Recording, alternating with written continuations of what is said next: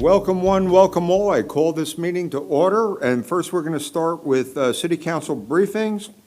And the first one is going to be on the American Flood Coalition.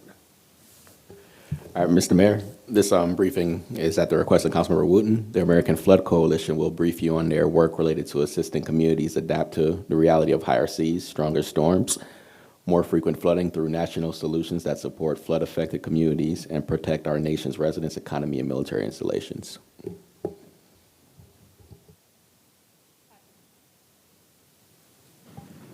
The presenter will be via WebEx. Ms. Annabelle Cryan, if you could pause 2 to 3 seconds before beginning your comments for your presentation. Thank you.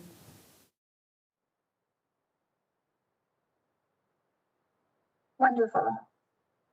Good afternoon, and thank you to Mayor Dyer, Vice Mayor Wood, members of council.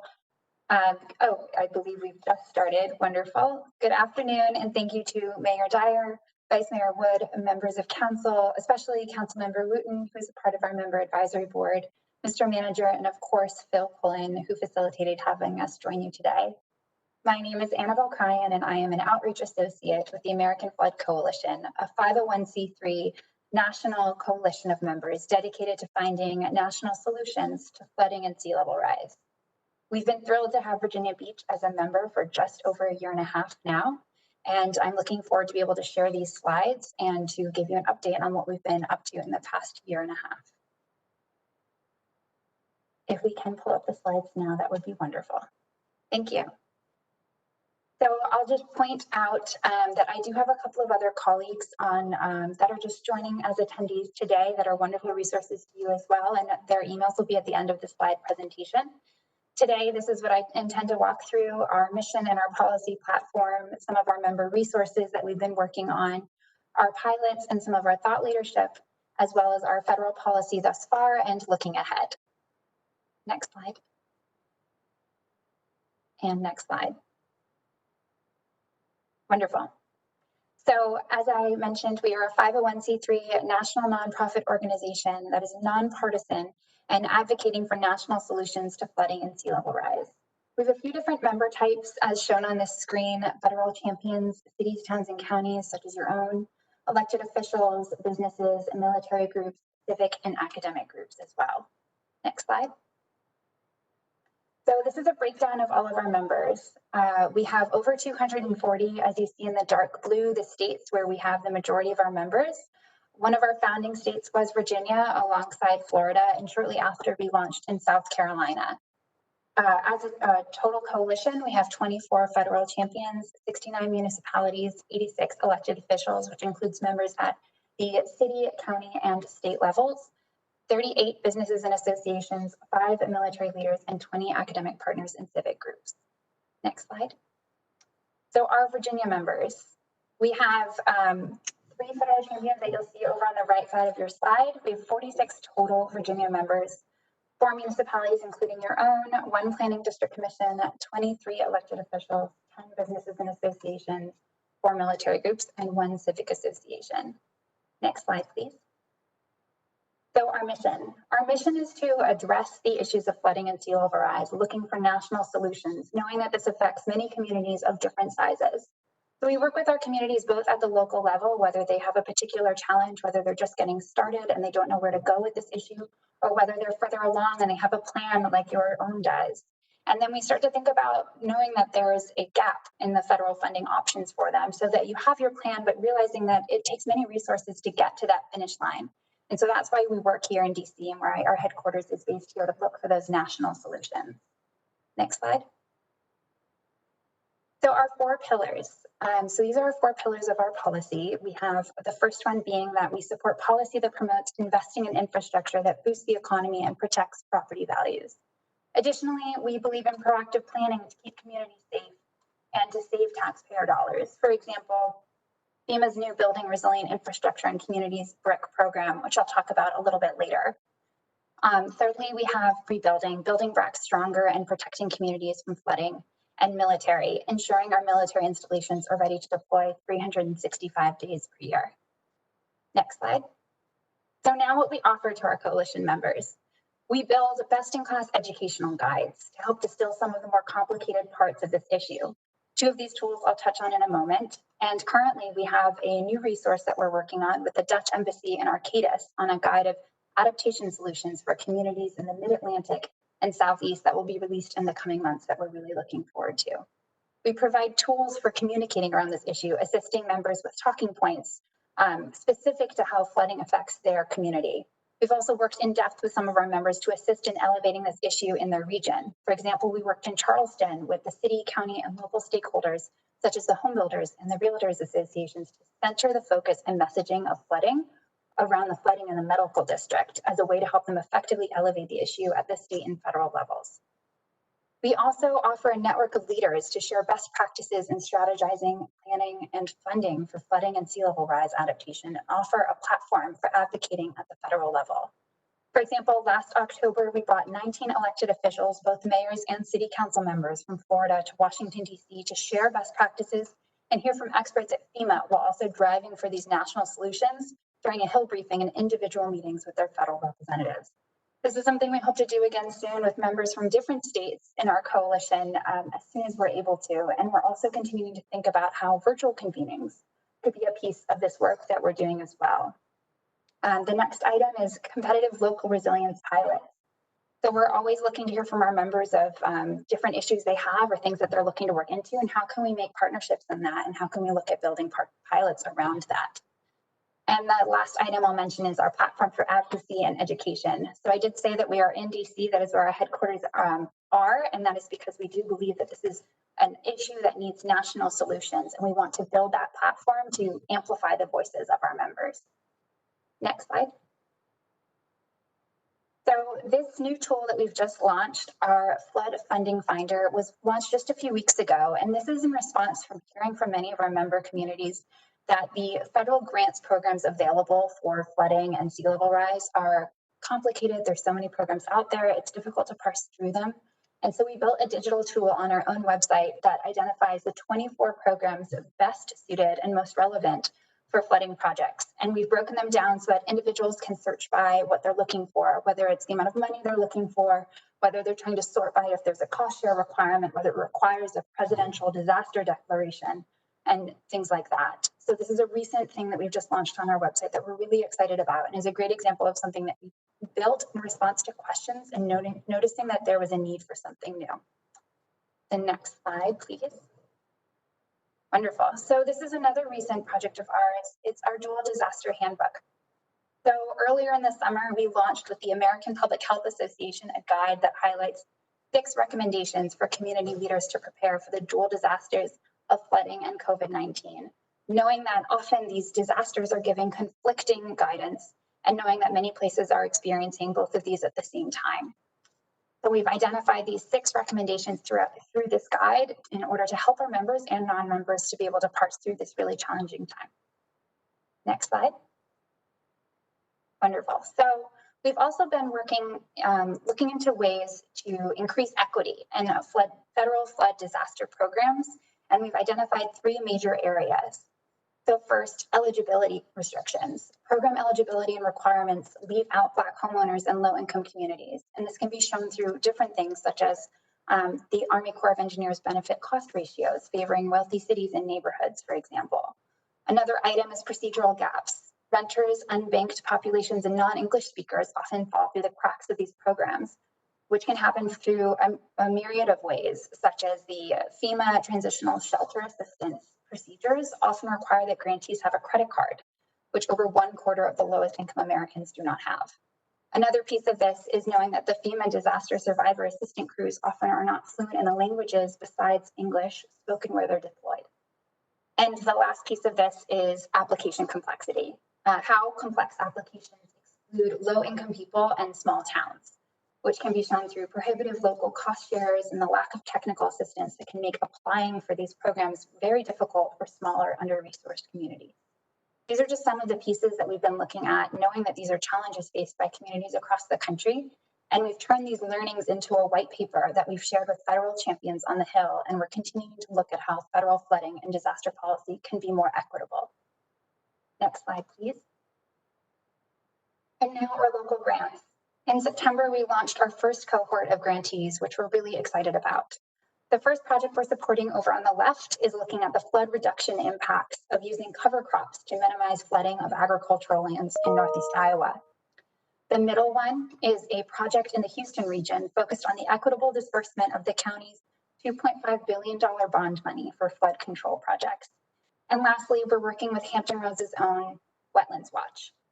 This project is intended to pilot innovative methods for incorporating buyouts into resilient land use strategies and create national models replicable to other coastal communities grappling with sea level rise. Wetlands Watch is working with the cities of Chesapeake and Norfolk on 2 different pieces of this project, and we're really excited to see the results of it and to share them with our members so that they may produce learnings and best practices that they can use as well. And to our next slide, please. So our federal policy. We've actively worked with our federal champions and members of Congress to pursue proactive measures that mitigate and minimize the impacts of flooding and sea level rise. One of our earliest examples is our Defense Access Roads program. So shortly after we launched in 2018, we heard from our Virginia members that the access roads to Norfolk Naval Base were flooding 10 times per year.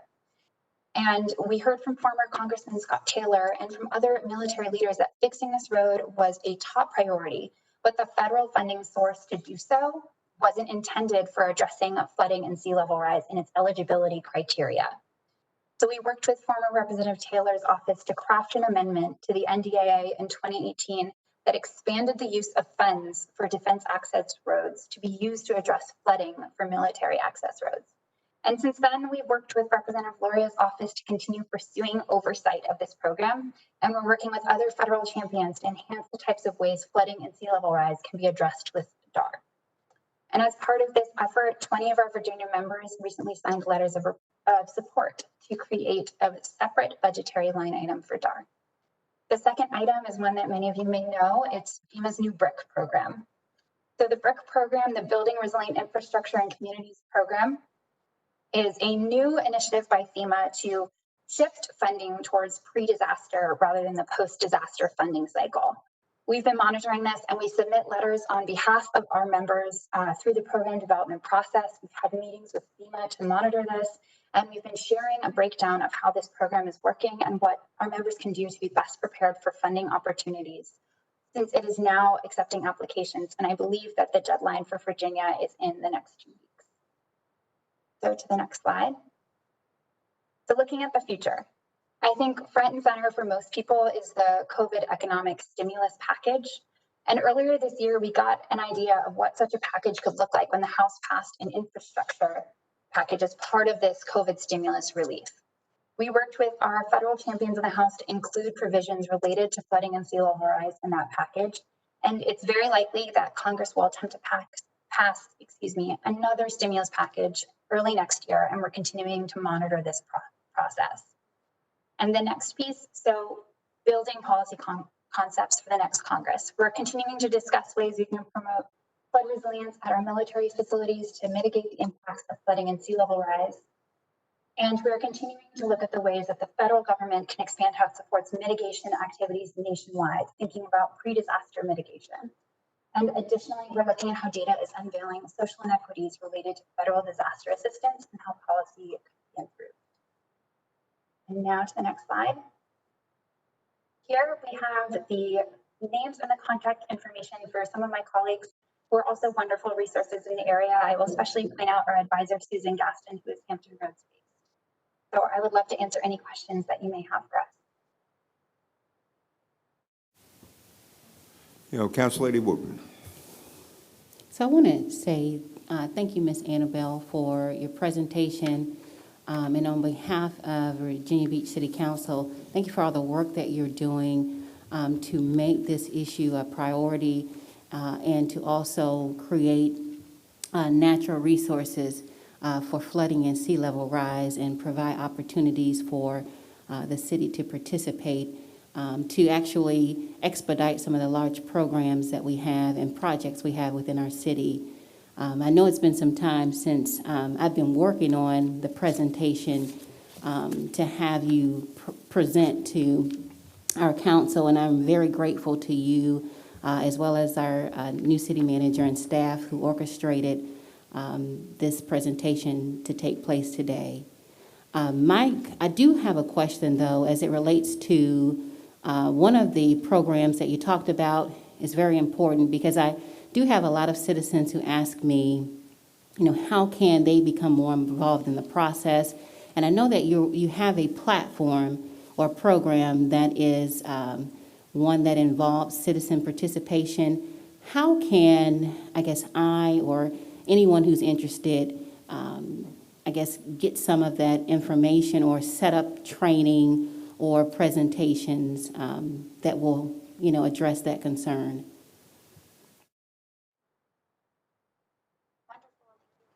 So we would absolutely love to be able to engage with any of the engaged citizens in your community who are looking to talk about this issue and are looking for resources on this.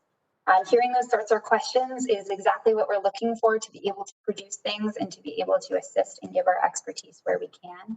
So if it would be helpful for us to participate in conversations, we're happy to do so. We're also happy to share best practices from our other member communities who have done that themselves and what has worked well and reasons why. So we're happy to just participate in whatever way that we can be helpful. And if it would be productive to be able to have another conversation about that, I think that we would be very interested in being a part of it.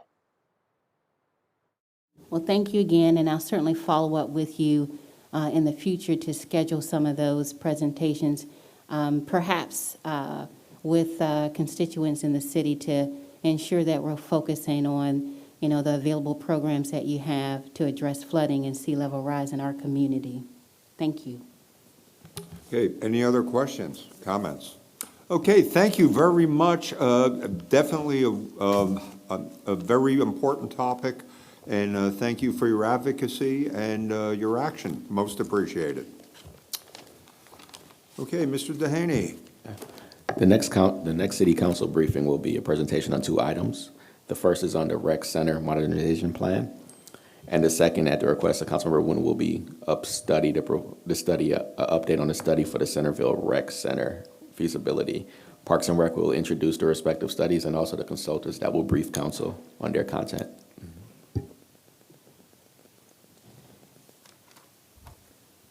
Good afternoon. Good afternoon, Honorable Mayor Dyer, Vice Mayor Wood, members of council, and Manager Duhaney.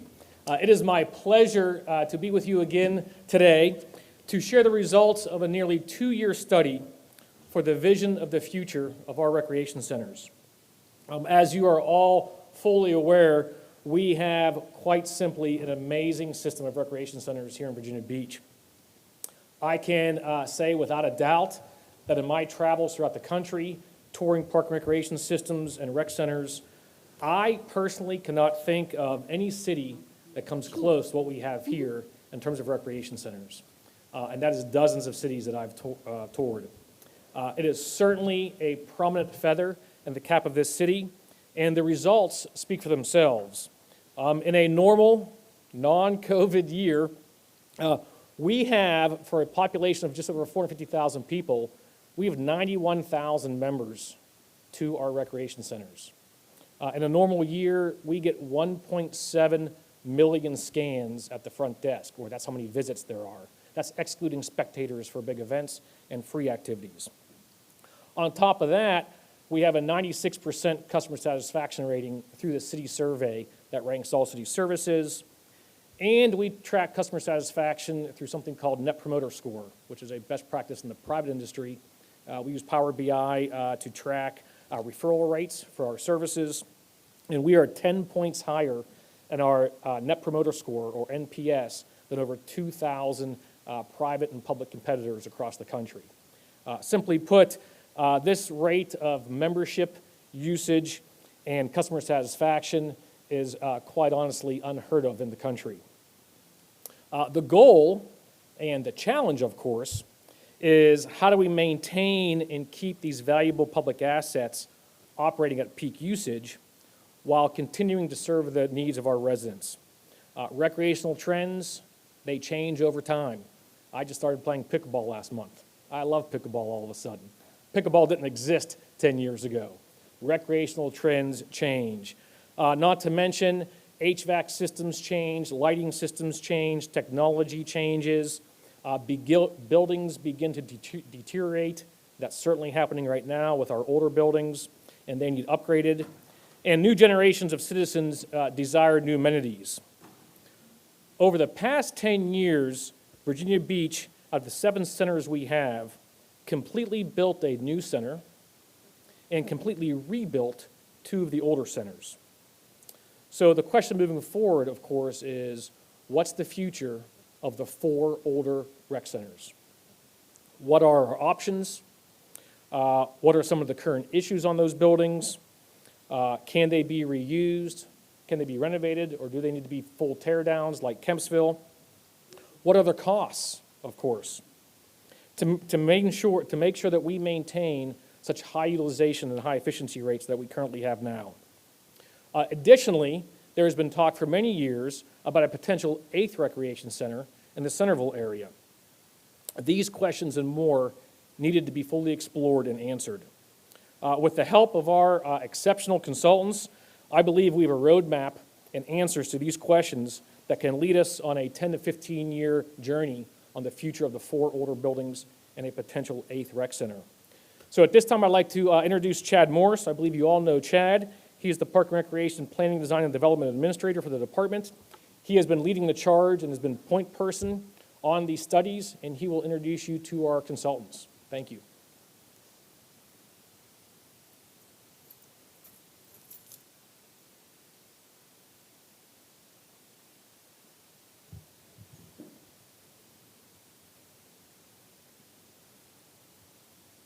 Welcome. Good afternoon, Mayor, Vice Mayor, members of council, and Manager Duhaney. Chad Morris, the Planning, Design, and Development Administrator with Parks and Recreation.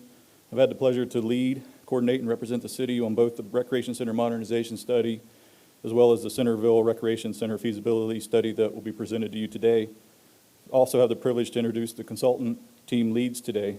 Their experience in design, programming, and the trends, specifically for recreation facilities, has been instrumental in developing the many options to consider as the future of Virginia Beach's wonderful recreation centers are modernized or as new facilities are added into the Parks and Recreation system of community assets. The team of HBA and Moody Nolan are our consultants for the studies you'll hear about today. However, this team became very familiar with Virginia Beach back in 2007 when they were hired to facilitate a market analysis and community engagement process to develop first the vision and then ultimately what became the program goals and design concept for the Williams Farm Recreation Center. Mike Ross, president at HBA Architecture, is located right here in Virginia Beach. HBA has worked on many city projects over the years, and Mike specifically has been involved with many City of Virginia Beach public schools projects, as well as our very own Kempsville Community Recreation Center. Troy Sherrard, he's partner and practice leader at Moody Nolan in the Columbus, Ohio office, leads the Sports and Recreation Studio and has been instrumental in the firm's specialty design practice in health, wellness, fitness, and recreation architecture. He's also led many high-profile other sports recreation design projects located at The Ohio State, DePaul, and Penn State universities, as well as Kempsville Community Recreation Center. So at this time, I'd like to turn the presentation over to Mike and Troy.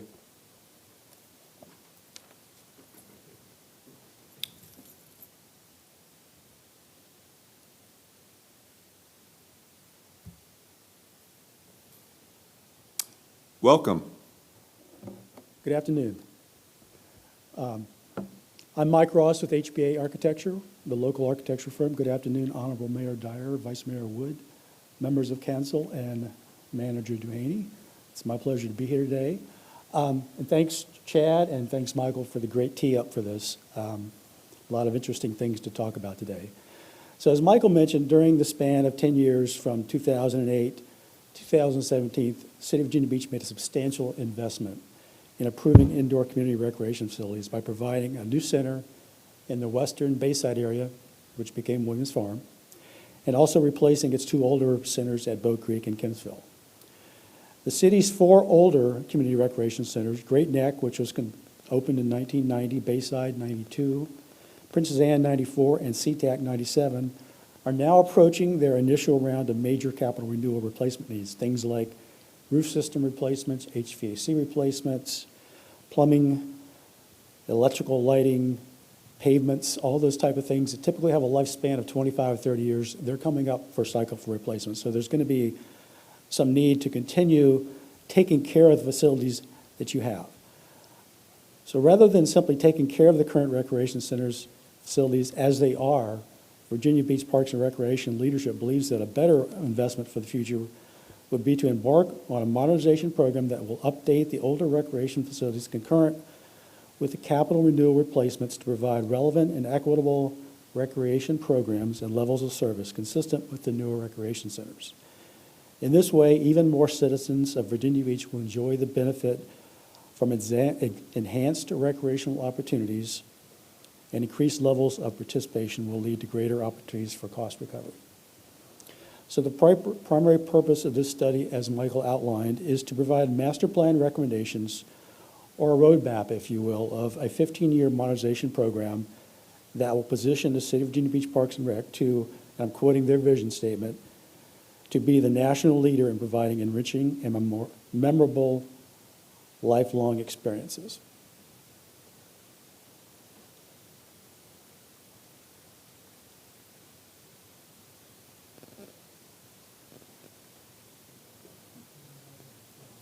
Turn it on.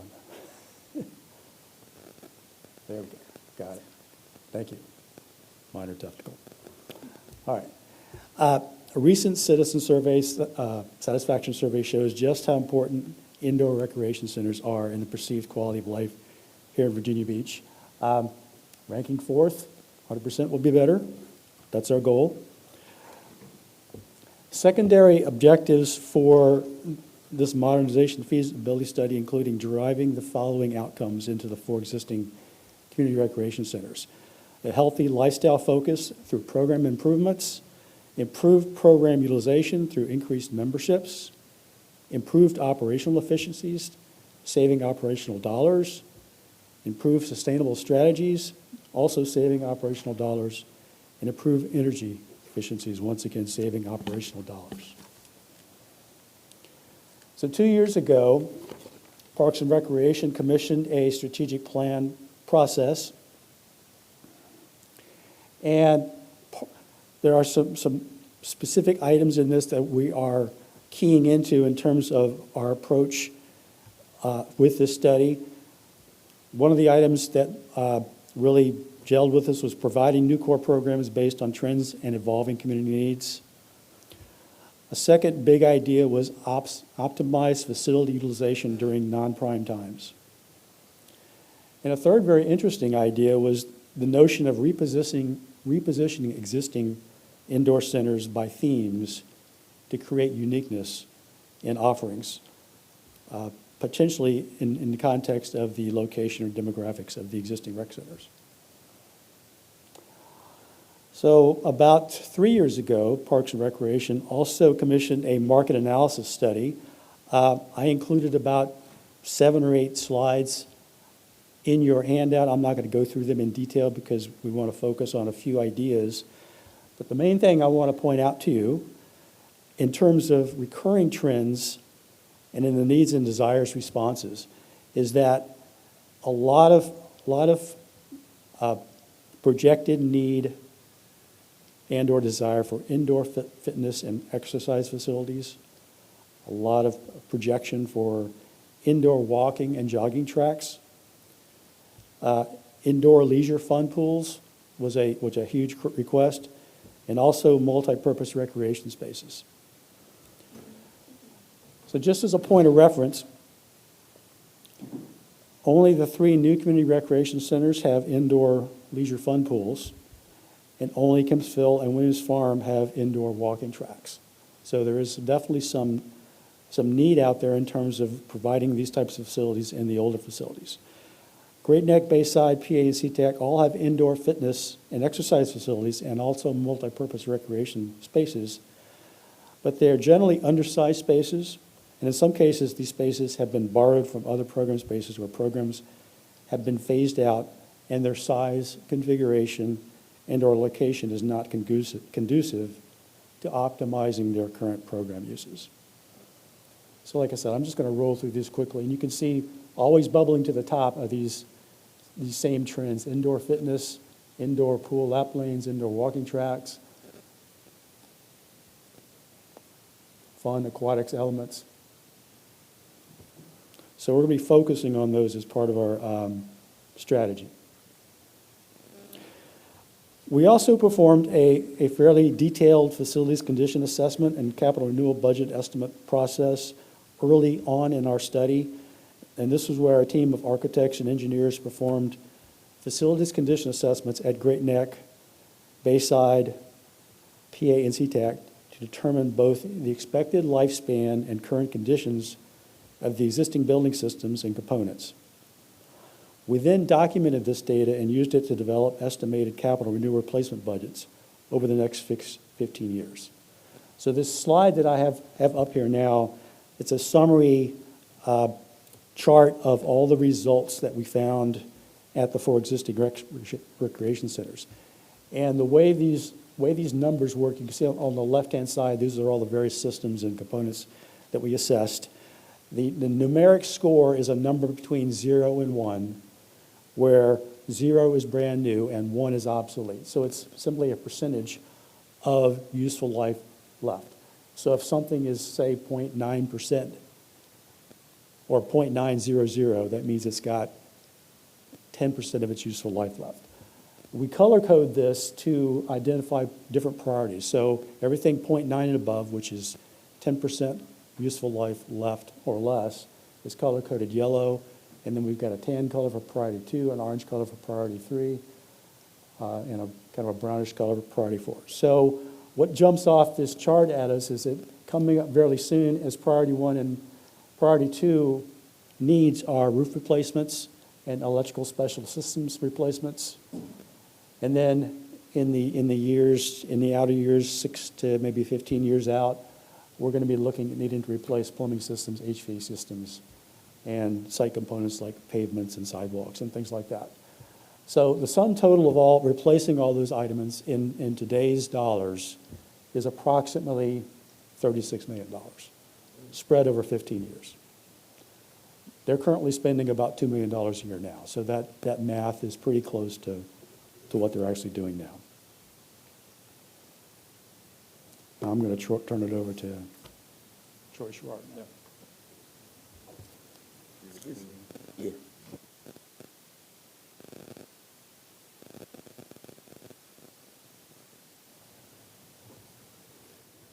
Thank you and good afternoon. Thank you for cleaning the new trend. Speaking of trends, good afternoon. I'm here as Sports and Rec practice leader to sift through all the data that Mike has gone through to help facilitate trends that we see across the country and turn these into some tangible things that we can execute and overlay on these existing facilities to see where we can take them. But first you have to ask yourself why. We spend a lot of time talking about proactive health and wellness, especially now, probably more so than ever. What's important now is this improves the quality of our lives, which improves the quality of our neighborhoods. And the goal here is to offset, obviously, the negative outcomes that I'm sure many of the community members face, perhaps, again, now more than ever. But the main portion here is why these facilities are vital to the communities that they serve, and every day they become a little bit more important, and we see that across the country. We tend to not call them recreation centers anymore. They're opportunity centers. This is health and wellness centers. They become more vital and interconnected to communities in the future, and we're only going to continue to grow across the country. The challenge becomes the user expectations. What's great about these facilities is they're for everyone, and what's a challenge about these facilities is they're for everyone. So create a facility where the whole family can come and be, where they can all come and share and engage in various fitness activities. And the focus now is more than just fitness. It's about whole body health, which is both mind and body. So these experience and expectations carry through all kinds of programming that we'll share in a moment.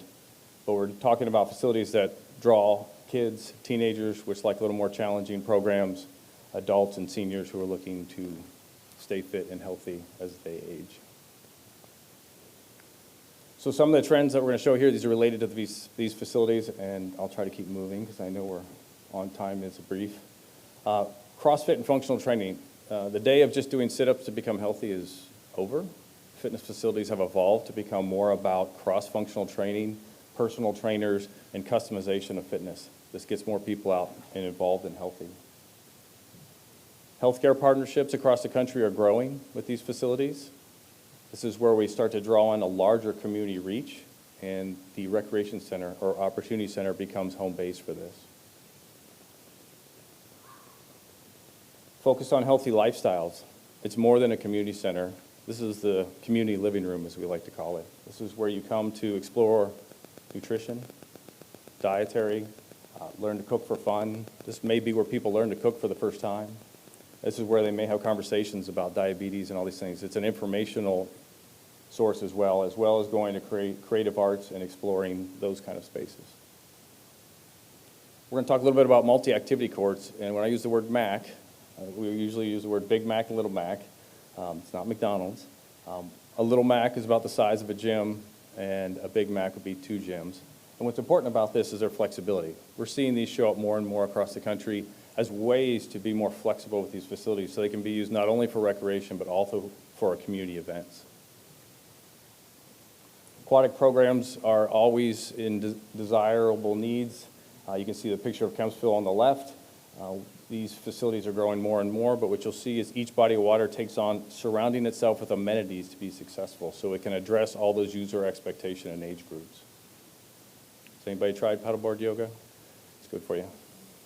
I can't stay on. And then it can get a little more aggressive to address the teen population, being flow rider, where it's actually a simulated surfing with real water, or ways to bring and take an existing body of water, such as we have at the Big Three, and hang it over the ceiling so then they can climb across, much like Ninja Warrior games, to bring these facilities to life with new improvements. So with that in mind, those are some of the trends that we see out there. There's many others. Esports comes up a lot about ways to get everybody out of their place to come work together. There's a whole list that we could go through, but we're going to save those for later. The next step is once you talk about trends and all that data that was shared earlier about what the community has already commented on, the next step is visioning. How do we look at the visioning of all these facilities and benchmarking them against what you've already done? On the right, those acronyms, the 3 right columns are basically the 3 new facilities that you've already invested in and are tremendously successful and impactful for the community.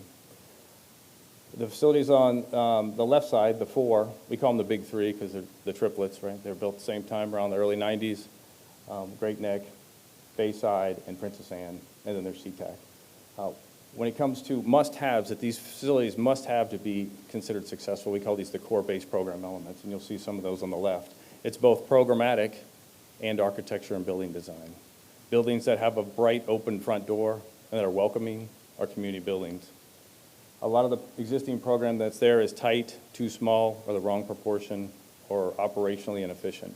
So what we did is we dove into each of these facilities and talked about what's a must-have. What do we have to do initially to make sure that they're successful? And then secondly, look at how can we make each of these facilities unique. So what we did here is we looked to broaden ourselves beyond each facility and look at the surrounding areas that these facilities serve. And where can we look for partnerships? So I guess that's a reddish color. We went for surrounding partnerships that could serve and work out of the community center. Right now, the partnerships are mostly with the schools, which is great, but there's a lot of other partnerships we're seeing going on across the country that can take this even further. So when we get to the actual facilities themselves, we're going to run through them real quick. Again, we call them the Big 3 because they're built identical. What is not identical is the site. So every site that they're on has a different way to expand them and grow them into a new facility of the future.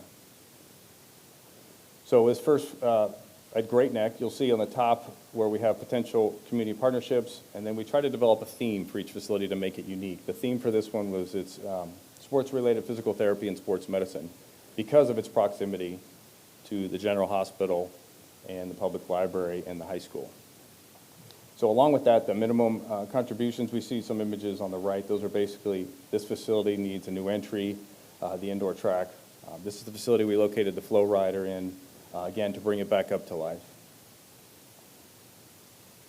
And then as you go on to look at what would make it be a facility that will address future needs, you take on the preferred improvements, which is an aqua track and a Big Mac, which is the bigger flexible space.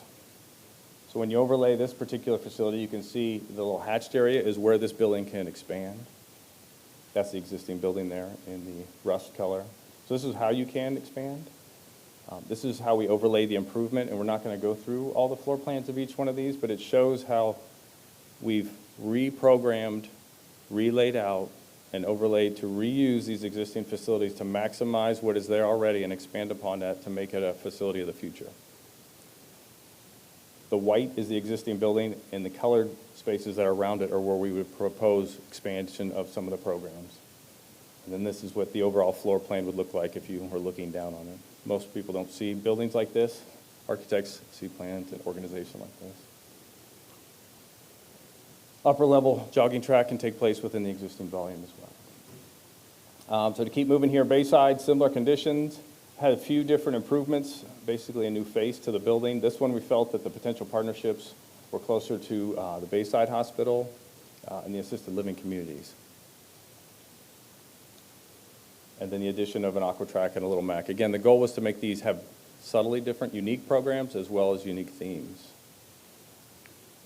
So you can see a similar footprint. They are identical buildings, but the site is different. This one can expand to the left, a little bit to the front and the back. So overlay of how those programs would interact. And with each program, some more parking would need to take place on the site. Again, the diagram showing how we would maximize the footprint in the existing buildings, so there's not a square foot wasted, and how we could expand it to make and grow into a facility of the future. And the overall footprint showing how all the spaces go together with the new indoor jogging track. Princess Anne, similar in nature. This one was the one where we started to introduce a few more things into the program as far as the Ninja Cross, which is the bottom right, to add some action to the existing pool, again, to bring some new life to that, as well as indoor jogging track and various other new entry amenities. All these really need a new face, a new presence.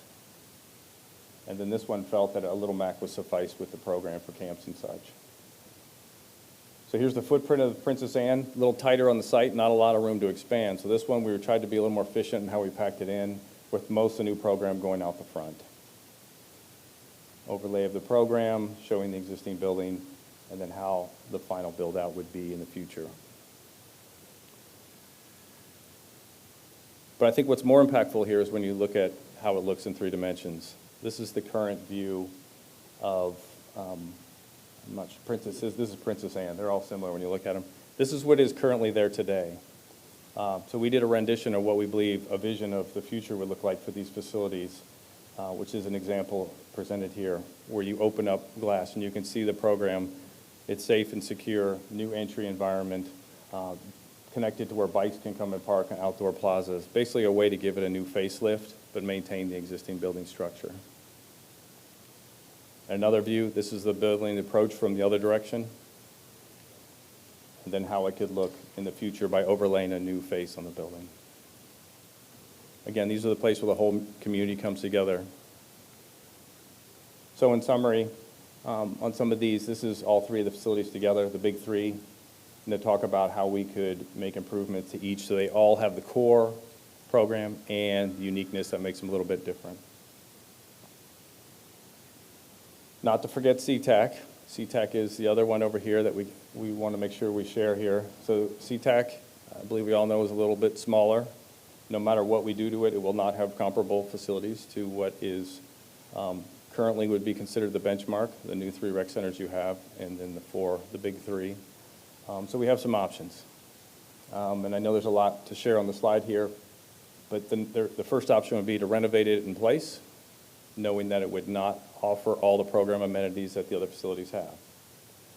Second options, actually we have A, B, and C options, is where we build a new community rec center, opportunity center within 2 miles of this facility, similar to the size of Williams Farm, is the option A. So there's a cost to build a new one, plus to renovate the existing SeaTac that's there into a smaller community center. Option B, Williams Farm, But this one adds a new element, a 50-meter pool that we heard routinely has become desirable for the neighborhood to bring competitions to life and also to allow as a shared facility to open up pool programming across all the recreation facilities in Virginia Beach. Then option C is to just go back and renovate SeaTac in place and only build a 50-meter pool somewhere else. So I'll show you these three examples. This, so you can get your mind around it, this is the existing SeaTac. The diagrams here, up here basically show that it's landlocked and can't expand due to wetlands and property lines. This site, about almost 2 miles, I believe we found, south of the existing SeaTac is city property, the Owl Creek Tennis Center, which we proposed and did some test fits to show how a new rec center the size of Williams Farm could be placed as a potential footprint. Fits very well with parking and all that good stuff. Option B, that had the 50-meter pool and library component, fits on the site as well. And then the last option was to go back and look at how you could repurpose the existing SeaTac, and you can see that it's tight and complex, but we got it to work to some potential, but no matter what we do to it, it will not be comparable to the others. Something to keep in mind. So with that, I'm going to wrap up here. You the wrap up guy? Good thing we minimized.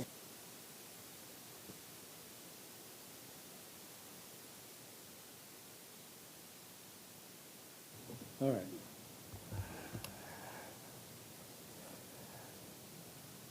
So Troy went through some, very quickly, some very detailed modernization strategies that we've developed. And at the end of the day, what we need to ask ourselves, have we achieved our goals? Have we achieved the must-haves that we identified? And you can, every one of these, if we move ahead at the, what we're calling the minimum modernization improvement recommendation level, which is that additional, I think it was $34 or $35 million over and above the capital renewal cost only, we achieve what was identified as the must-haves for providing equitable facilities with the 3 new recreation centers. So this final slide is a cost summary. And once again, we're presenting a multi-tier type of approach for potential future investments for your consideration. So at the lower end of this is essentially just taking care of the buildings that you have, replacing the roofs, replacing HVAC systems, lighting systems, so forth and so on. And that has a present value of about $36 million, which we would spread over 15 years, so about $2.5 million a year. To provide all the must-haves we talked about, the water features, the curb appeal, the new front entrances, the improved fitness spaces, the indoor walking tracks, jogging tracks, takes us to that next tier, that $75 million level, which includes the 36, or about $5 million over that 15-year term. And then preferred modernizations low and high, what that tier does is it brings in a new center at SeaTac instead of renovating the existing center. The low number brings it in as a conventional recreation center similar to a Williams Farm size and type, and also provides additional amenities at Great Neck Bayside and PA such as aqua tracks and additional multi-activity court space. And then the larger number there gets us to that next level where we start talking about that addition of an aquatic center with a 50-meter competition pool that would support high school, local, and possibly even regional swimming and diving meets. So to recap, as Michael mentioned, to preface this all, you made a huge investment back in the previous decade of about $95 million in current present value for the 3 rec centers that you replaced. And these are the numbers for your consideration going forward to address the 4 older recreation centers.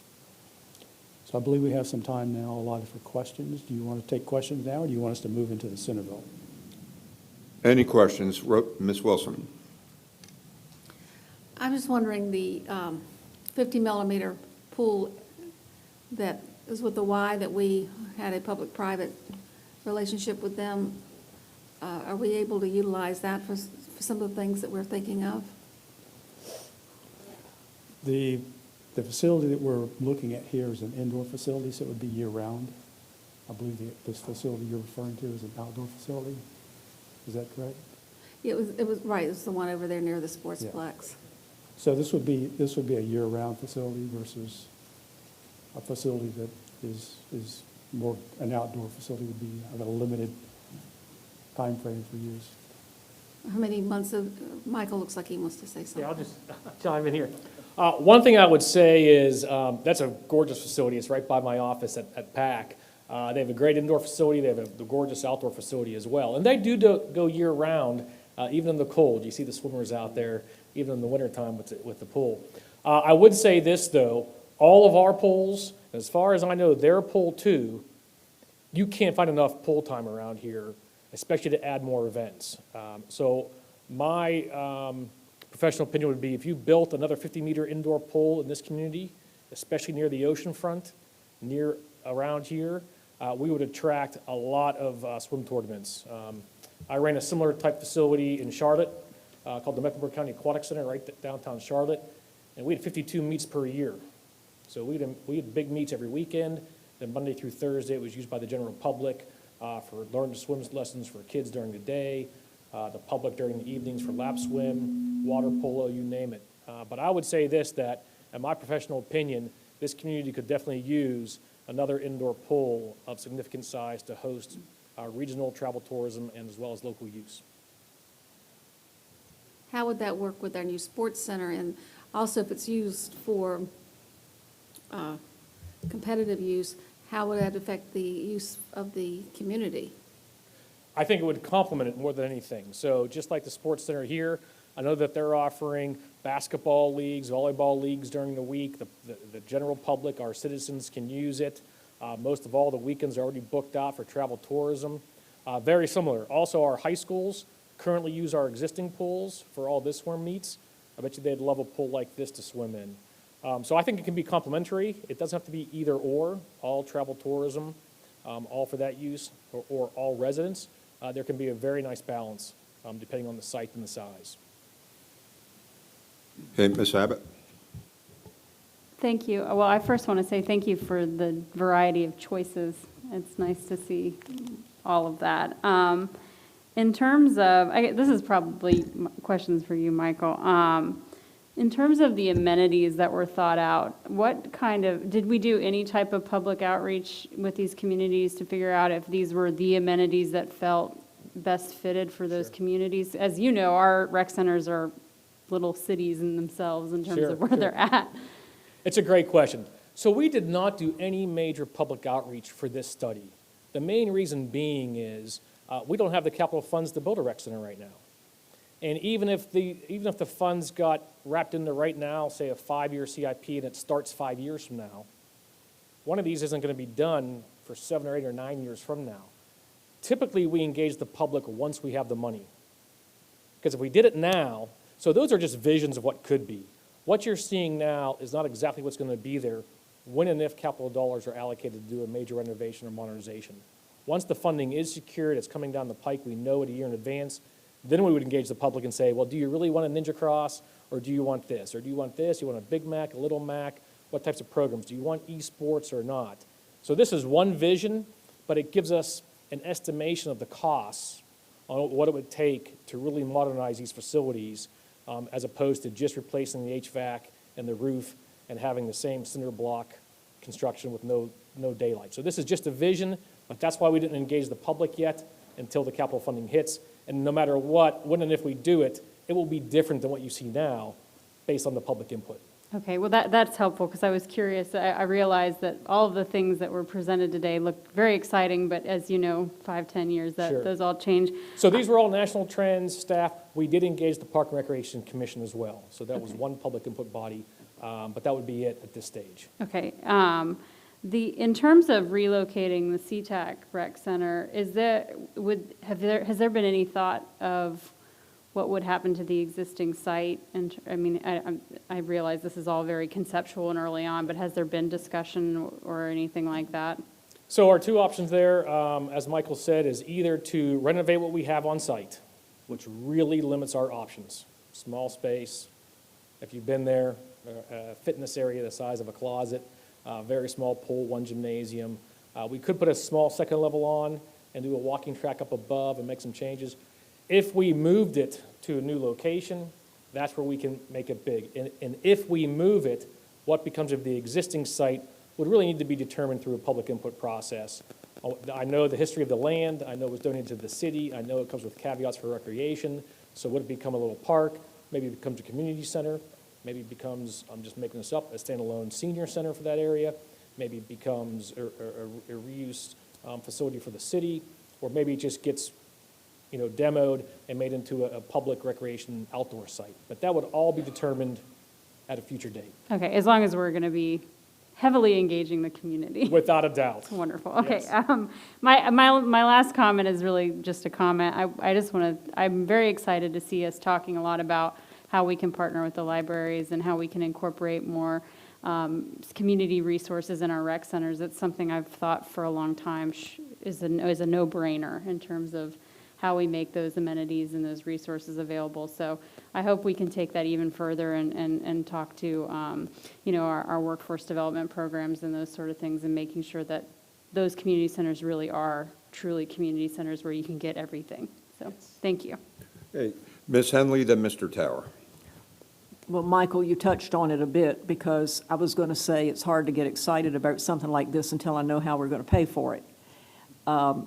So I think you've addressed it a little bit, that this is a very long-term concept at this point, because I don't want people to go out saying now that we've said we're going to do these things just because we had this presentation. I think we've got some dedicated funding sources. Is that what you're looking at? Don't we have the funding that carried over from the recreation bonds way back in the 80s? Didn't they stay in place, and that's what you've been paying, maintaining the rec centers with? Or and then there was another little bit of money that I think Mr. Moss was responsible for in the 80s. Sure. That you have as dedicated funding source, don't you? And is that what you're looking at? So I will say this, there is not funding planned for these improvements right now. We do have a fund balance at Parks and Recreation, but that is almost down to nothing now coming out of COVID and in the next year. So when it was at its peak, we had $17 million in the fund balance for Parks and Recreation as of about a year ago. So as you can see, $17 million wouldn't even cover the lowest level of modernizations and improvements needed to the facilities. But it did grow over the last decade. Unfortunately, that fund has been tapped quite a bit just in the past 2 years. Will likely get tapped again this year, and will likely be down to about $5 or $6 million at the end of next year. So there's very limited, what I'd say, call money in the bank to any of these projects. This would really need to be determined by the budget office, by city council, by the manager's office on how to fund this over the next 10 to 15 years in terms of a new CIP, new project. Well, just so, everybody understands that we're talking long range here, and this isn't anything imminent that we're planning on going out and doing. But I guess it also raises a question of how much you spend every year on maintenance of these facilities, rather than knowing whether or not we're going to be doing a long-term remodeling. Currently, Parks and Recreation has a $2 million CIP, so we have $2 million budgeted per year for the rec centers. The vast majority of that money goes to things like replacement of all the fitness equipment. So once a year, each rec center, so on a 7-year cycle, you're replacing all the treadmills and all the big, and that's very expensive. Or we're doing things like replacing a water slide. In fact, the slide at Williams Farm right now is corroding and needs replaced, and that's $500,000.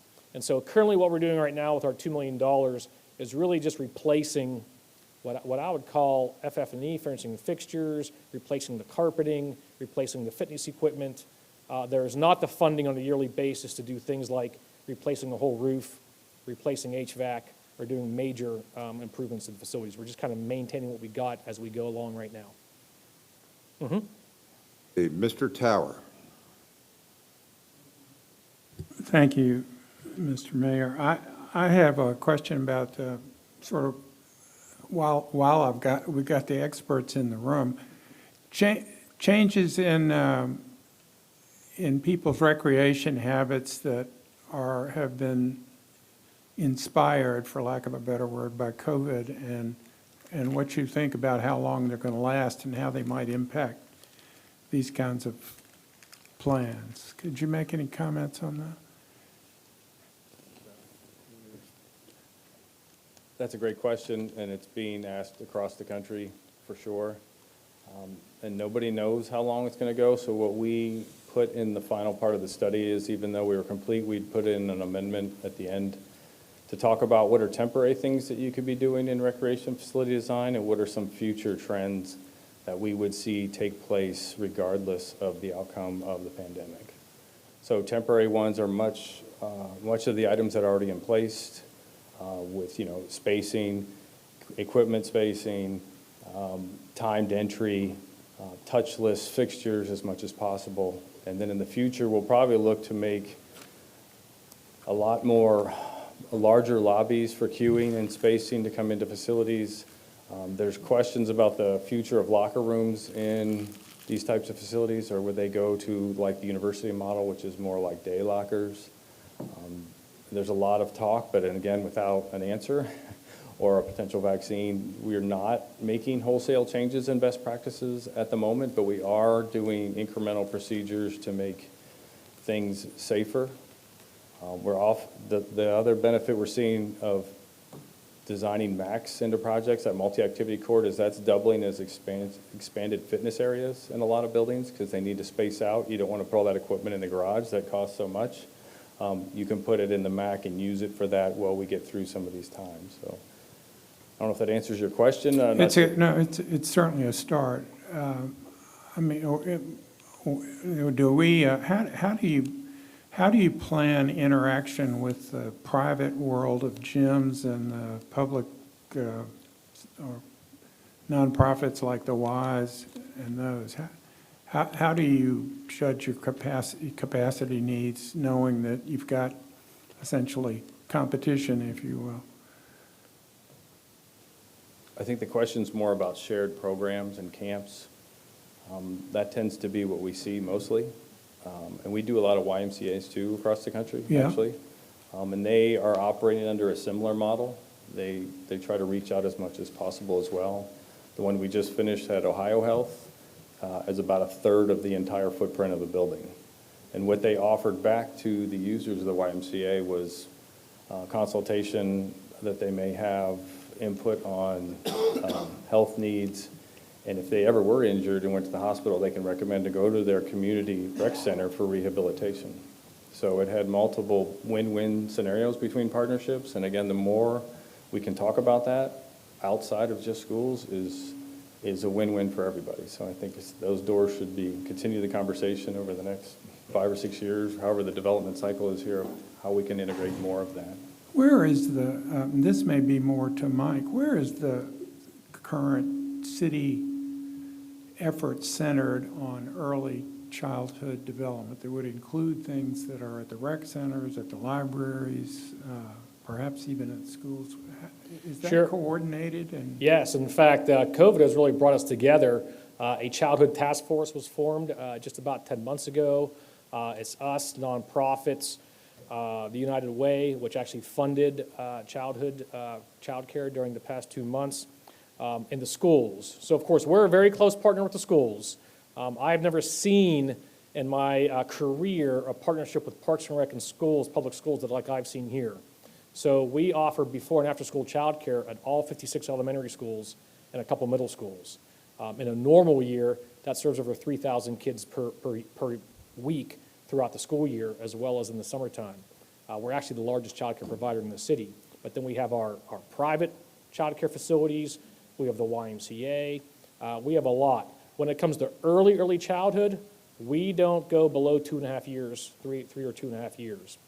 That is a big gap throughout the city right now in terms of newborns, not out of diapers yet, not potty trained, all that kind of good stuff. But there is a task force right now. We meet regularly, and we look at ways that we can work together to solve these issues as we have been doing over COVID. CMS propped up a great, using their GIS and their IT folks, a one-stop shop mapping system throughout the city that could show any parent where there's child care available. And we did that with all of our partners, no matter where they were, so that parents could try to find child care during COVID, because it's been so difficult. So many have gone either out of business or stopped, or their capacities are so much lower. So before they could take 15 kids, now they can only take 7 due to the social distancing requirements.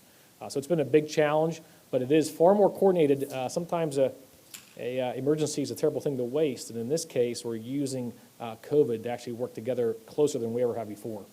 I want to thank you for, personally, just for, I know we had one very worthy programmatic team that I called you about to try to get done through COVID, and I appreciated your help, and a lot of kids are benefiting from that. Thanks so much. That's all I had. Thank you all very much. Anybody else? Okay, if I just make just a comment and maybe a suggestion. I guess the devil in the details is going to be the financing going forward. A number of years ago, we were progressing toward a rec center in Centerville, but then Hurricane Matthew changed the priorities.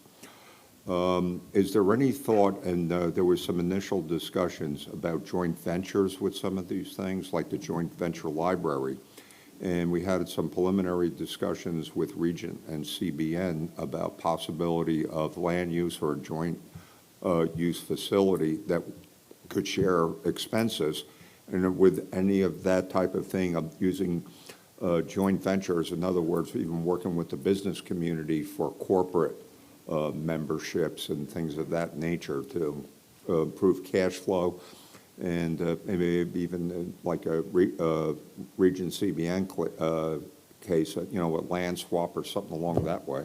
So the short answer is yes, and the very next presentation will be on the Centerville Recreation Center study.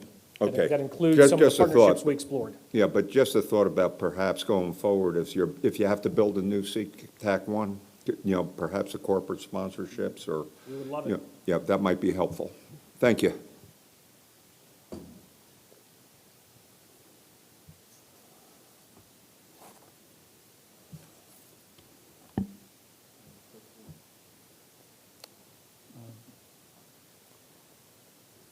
So that was a great queue-up question, Mr. Mayor. We're going to talk a lot about partnership opportunities in the Centerville presentation. So this was part 2 of the study, and the primary purpose of this exercise was to explore the programmatic and preliminary conceptual design and economic feasibility of opportunities for providing City of Virginia Beach furnished recreation and community services and program activities in the Centerville area of the city, either as standalone programs and services, in partnership with other Virginia Beach municipal services, or in partnership with other municipal or institutional entities. And the rationale behind this exploration was in the response to public perception that the Centerville area is somewhat underserved by public indoor recreation and community facilities and services in terms of proximity and capacity.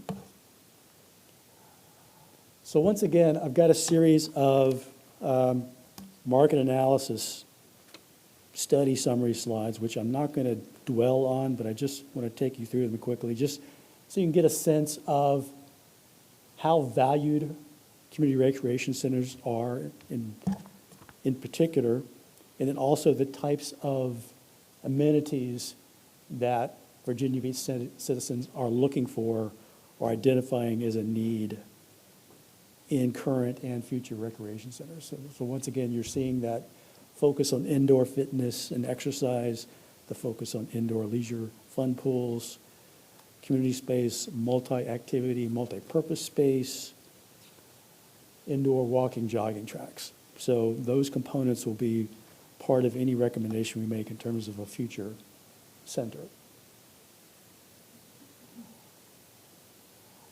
Once again, top priorities for investment, you see those same items, in addition to, the focus on an indoor facility, indoor fitness and exercise facilities, indoor running tracks, walking tracks, indoor leisure fun pools. So, same kind of ideas put forward. What I really want to focus on in terms of market analysis and demographic analysis is this particular slide. And what this is a set of data put together by the internal Virginia Beach Parks and Rec GIS staff. And what it shows us on the part that I've pulled out here, you can see this right here, is that if there was a recreation center currently in kind of smack dab middle of the Centerville district, it would actually have the third highest population within 3 miles of its center. So it's an interesting tidbit of information.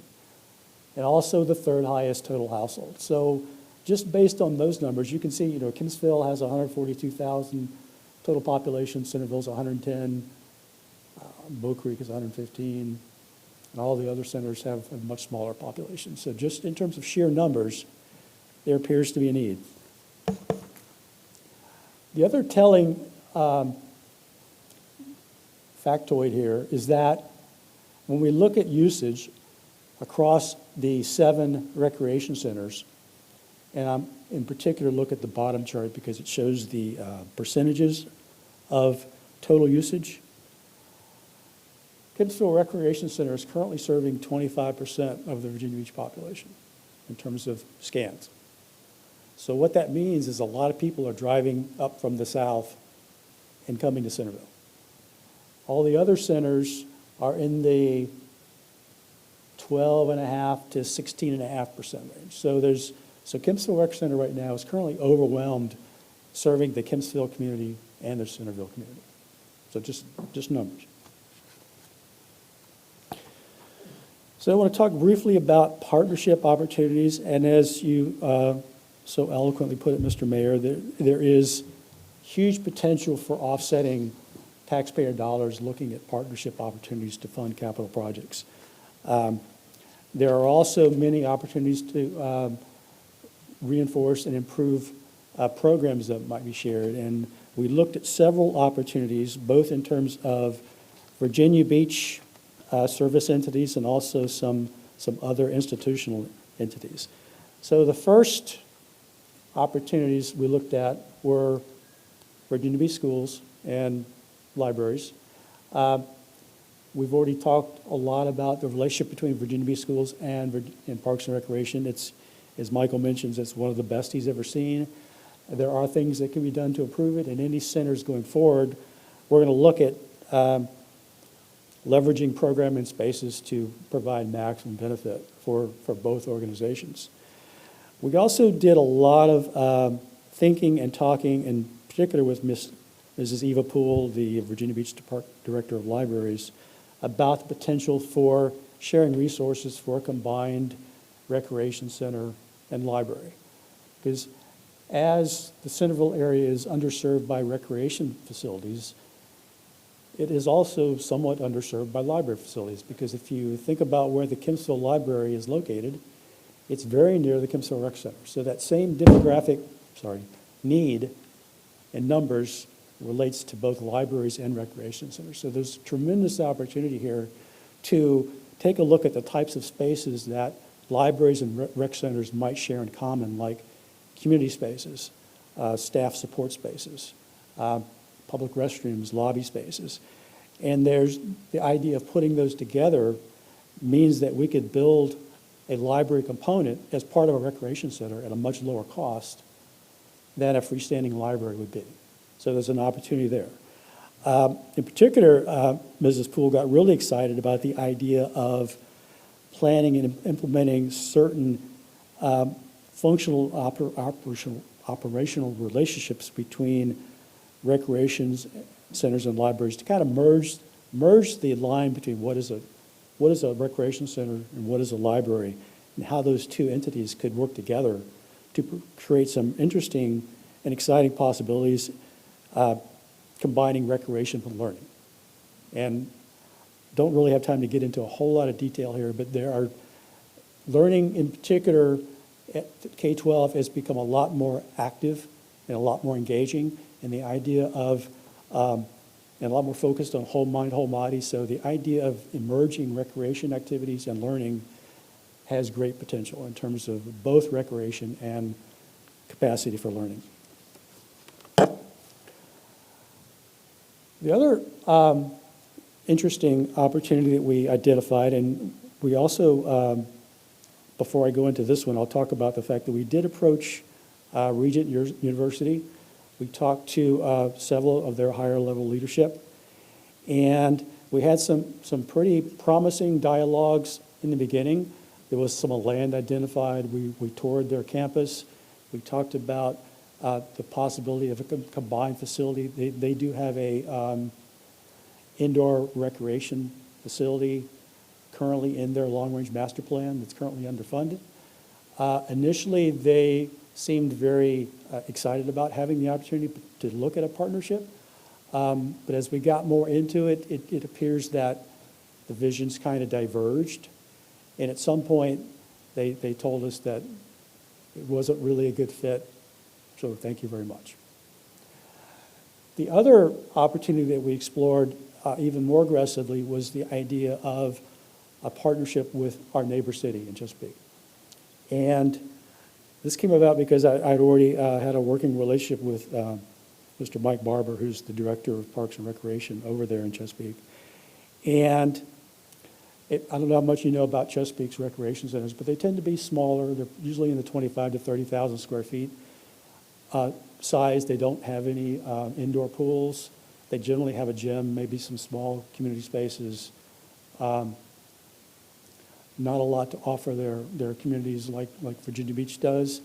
And they also feel like their northeast quadrant of the city is somewhat underserved, similar to the southeast quadrant of Virginia Beach.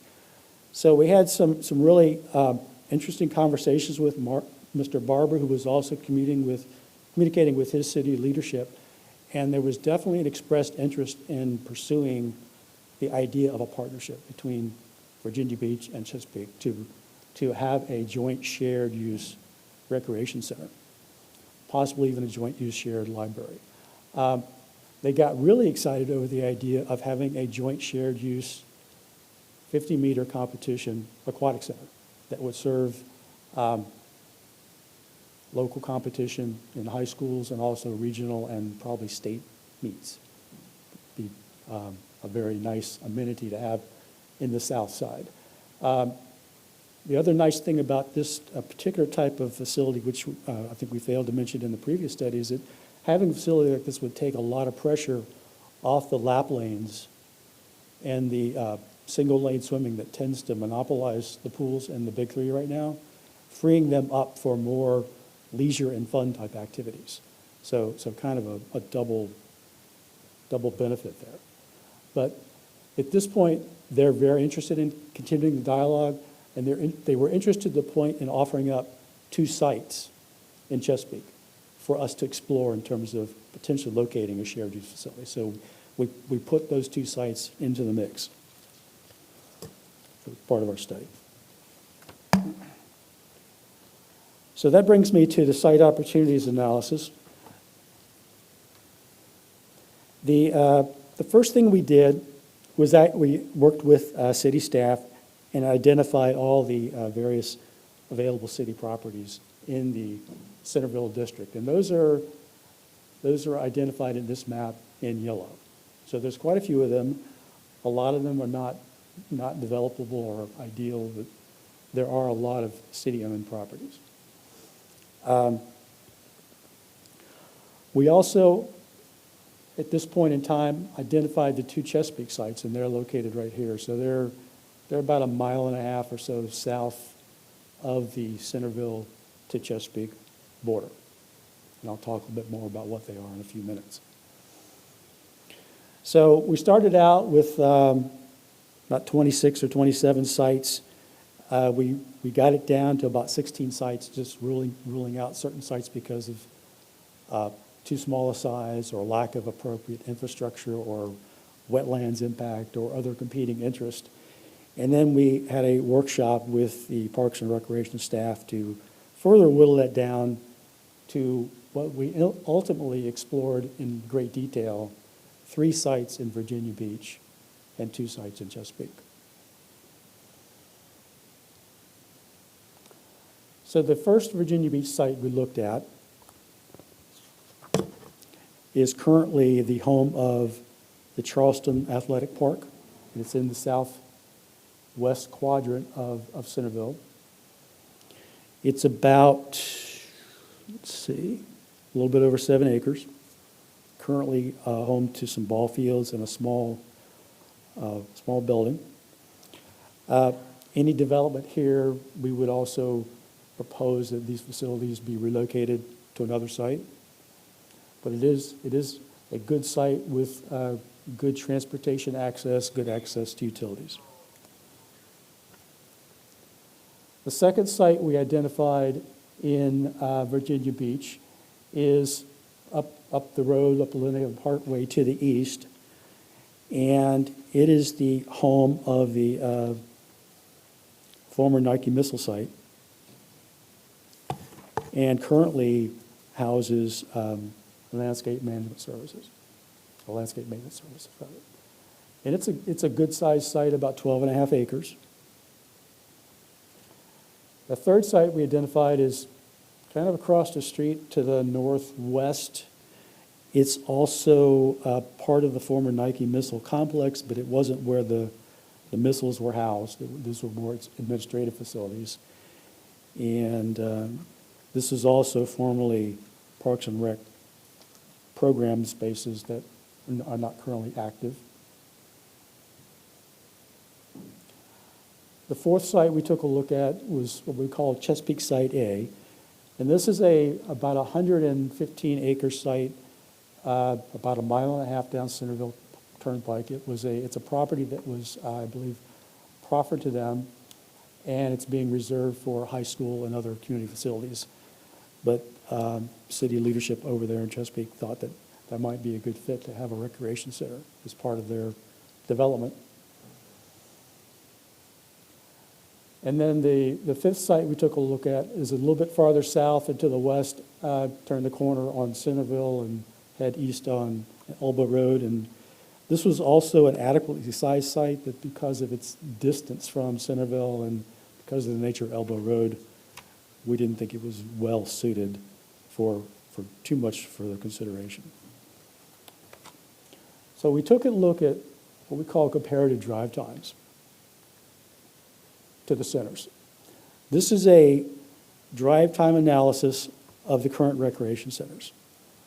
The light blue shaded color that you see is the 5-minute drive time boundary around each recreation center in its closest proximity. The light pink shaded area that you see is the 10-minute drive time boundary around each recreation center in the closest proximity. So you see there's a lot of good overlap right now, except that there's some uncolored areas in the southern part of the city and also in the Centerville area. And then the light purple area, or light purple shaded areas, depict the boundaries or residences within the estimated 5-mile drive of each rec center, but also within 10-minute drive of a second recreation center, because it's important to have choices. We've talked about having some of these recreation centers have themes and they having different amenities. And a lot of times people will go to one recreation center for one program and another recreation center for a different program. So having choices is a great amenity. So this is the current drive time analysis. Light blue within 5 minutes, pink within 10 minutes, purple within 5 to 10 minutes of 2 facilities. When we look at Virginia Beach Site A, which is the one in the southwestern part of Centerville, we get pretty good coverage there of the Centerville district. You see how that, looking at this zone right here, that center being located right there. So it appears that it's going to be a pretty good draw of pulling people away from Kempsville Rec Center. The Virginia Beach Site B, it's just a little bit farther to the east, not quite as good in terms of serving Centerville proper demographic, but still not bad. Still provides a lot of options and opportunities for choice. And the Virginia Beach Site C is, because this is right across the street, is very similar to that. We also did a drive time analysis of the Chesapeake site. Interestingly enough, because of the current infrastructure being primarily Centerville Road, locating a center on the nearest, the northernmost site really doesn't provide a lot of easy access from the Centerville district. You can see the light blue is mostly centered in Chesapeake, a little bit of the pink up and happening up in here, a little bit of the purple here. So even though it's a great site and a great partnership opportunity, it may not necessarily do a great job in serving the Centerville population in terms of minimizing drive time. The site that does that the best, just in terms of sheer drive time and proximity, is the Virginia Beach Site A.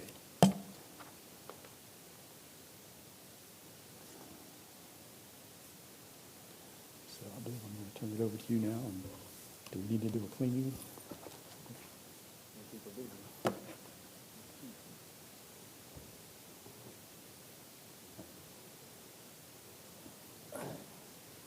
Thanks, Mike. So now we've sifted through all that data, drive times, similar to the other part of the master plan study we did. We formulated all that data into one place, and then we tried to put together some design options and footprint placeholders for simulated buildings to show how we could test fit these sites once we've identified sites to choose from. We would follow the same must-haves that all the other facilities would have that we already talked about, everything from curb appeal to the fitness areas, the jogging track. We wouldn't build a new facility that didn't have all these cooked into it, so they're all going to be checked of what we'd be looking for. This particular diagram shows how the programming effort we did, I know you can't read all that, but these are all the components that make a community recreation center. There's a lot in here. The only thing you need to really understand is the various columns. The first column that says option 1, that's basically the size of Williams Farm, all the program amenities in Williams Farm. Option 2, Williams Farm plus a library, a little bit bigger. Option 3, Williams Farm plus a library plus that MAC that we talked about, that flexible rec and event space. Option 4, all of option 1, 2, and 3, but then add the 50-meter pool, that one element that both communities could benefit from. And then option 5 is to take the library off. I know it seems like a lot, but it's additive until the last one if the library partnership that Mike mentioned didn't come through. So those were the 5 options that we tested the various sites with. And then in order to do that, we had to create our own kind of prototype floor plan with ideal adjacencies of the programs that matched all the facilities that are in Virginia Beach, which gives you the 2 footprints. There'd be a 2-level building. Most of these buildings are 1-story with a mezzanine. This would be similar, or actually would be a 2-story building. But this would be about the size of the footprint with option 1, 2, and 3. And then for option 4 and 5, this is our, again, diagram to test fit sites with that shows all the ideal adjacencies and how you can plug and play the rec center, a 50-meter pool, and a library to maximize the partnerships we talked about. So then we took those footprints and program that we had put together, almost like a formula. This is the site that we were going to test fit, the particular building. This site A that Mike showed accommodates options 1, 2, and 3 pretty well. Does not quite fit options 4 and 5, which is the 50-meter pool. So this shows the diagrams and design sketches that we did here. This test fits the site. Does it have the right adjacencies to a neighborhood? Does it have a great curb appeal? Does it have room for parking? Does it have room for stormwater? All that stuff. And the answer is yes. up through options 1, 2, and 3. When you go on to site B, this is the one with the Nike missile site, former Nike missile site. We test fitted that same prototype floor plan on there. I think this has got a blown up, yeah, a blown up that shows how it fits, and there's plenty of room with all the program components and various access from the road and amenities to the neighborhood. This site would also be able to fit the footprint and site infrastructure for the building option 4 and 5, including the 50-meter pool and the library. Site C in Virginia Beach, the third site in Virginia Beach, Site C, this is the site, did we do a blow-up, of also works. This is what options 1, 2, and 3, we're kind of just rotating and test fitting the site. It works, and it works with the sun path. Again, these buildings are relying on a lot of daylight, so we spend a lot of time with where the sun is, where the entries are, drop-offs for the early child care, front door, library entries, all those things. We test fit the site to make sure they work. But now we bridge over into the Chesapeake Site A. This particular site's got a lot of room to grow, a lot of flexibility down the Centerville Turnpike. And this would be the full build-out of options that has all options, basically all of them, 1, 2, 3, 4, 5, all in one building. You could obviously interplay the library or not the library. It's all a prototype. But this shows how the site would work and still allow future access for development behind the site and have access off to, for some parking, and make sure there's a nice curb appeal for the building on the roadway. Basically, it fits. And then the last site was the long, narrow one that Mike mentioned off Elbow Road. This one, it does fit on the site, the larger program, but it's long and narrow is a little more challenging for the ideal layout for such a facility. But it would fit.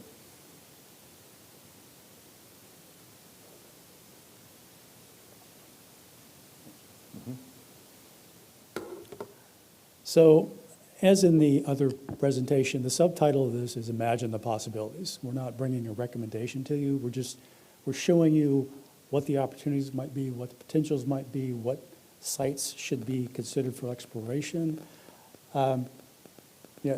If the decision is made that a Centerville Recreation Center should come into being, I think the first thing you would want to do is really get into the weeds of exploring what partnership opportunities are available. Is it a adjacent city? Is it a library? Can we do more with schools? Are there private entities, private businesses that can be partners? Anything that we can do to reduce the first cost, land cost, construction cost, and even the operational cost of facilities, because there's many ways to put that package together to involve cost sharing to reduce the cost of a recreation center to the city of Virginia Beach. So Troy took you through all the various options on the various sites. As he mentioned, building option 1, just a community recreation center standalone, similar in size to Weeds Farm, about $37 million will fit on all 5 sites. If you add the library, it's another 17 or so million, 18 or so million. Also fits on all 5 sites. And if you add that large double gym multi-activity space, it also still fits on all 5 of the sites, pushes the price up into the $53 million range. And then once we start thinking about adding that 50-meter competition pool element, the facility gets much bigger, and it limits the sites that we have available to us in terms of the ones we explored. It only would fit on the former Nike missile site in Virginia Beach and either of the Chesapeake sites for building options 4 and 5, and you can see the relative prices there. So once again, those are order of magnitude prices. We have not designed the buildings. We've designed a conceptual idea to do the test fits. And one final thing I want to point out is that 2 of the sites, Virginia Beach Site A, has the Chatham Athletic Park on it, so there would be a relocation cost associated with that, which we estimate to be about $4 million. Virginia Beach Site B, which currently houses the Life Cycle Landscape Maintenance Service facilities, would also need to be relocated to utilize that site for a recreation center, and that would have a price tag of approximately $10 million. We also, I know you can't read these numbers, but just to have the data in front of us for future decision-making, looked at the recent operating history of the current recreation centers, both cost for operating and maintaining the buildings and also building maintenance and landscape maintenance cost, projected those out to the current year, and then looked at what those costs might be in terms of estimated net present value for the various building options in 1, 2, 3, 4, and 5, just to have a baseline for understanding that in addition to capital money, any capital project is going to also add to operational cost. So that concludes our presentation, and I believe we have Any some questions from time for questions. everybody? Tell you what, that was a thorough and really appreciate it, and hopefully we're going to, figure out a way to get it done. Thank you. But thank you. A lot of hard work went into your total presentation today, and I think we're all very grateful. I did have a question. Yes. I was going to ask Mr. Calvert, same question at Hirschman, pardon me. I asked before, where's the money coming from and what's your timeline? There is, quite honestly, there's no money and there's no timeline. Okay. This study was really determining, when I first got here 2.5 years ago, one of the very first questions I got from the public was, hey, what's up with the Centerville Rec Center? Are we going to get one? Are we not? And I know many of the council members have received these questions as well.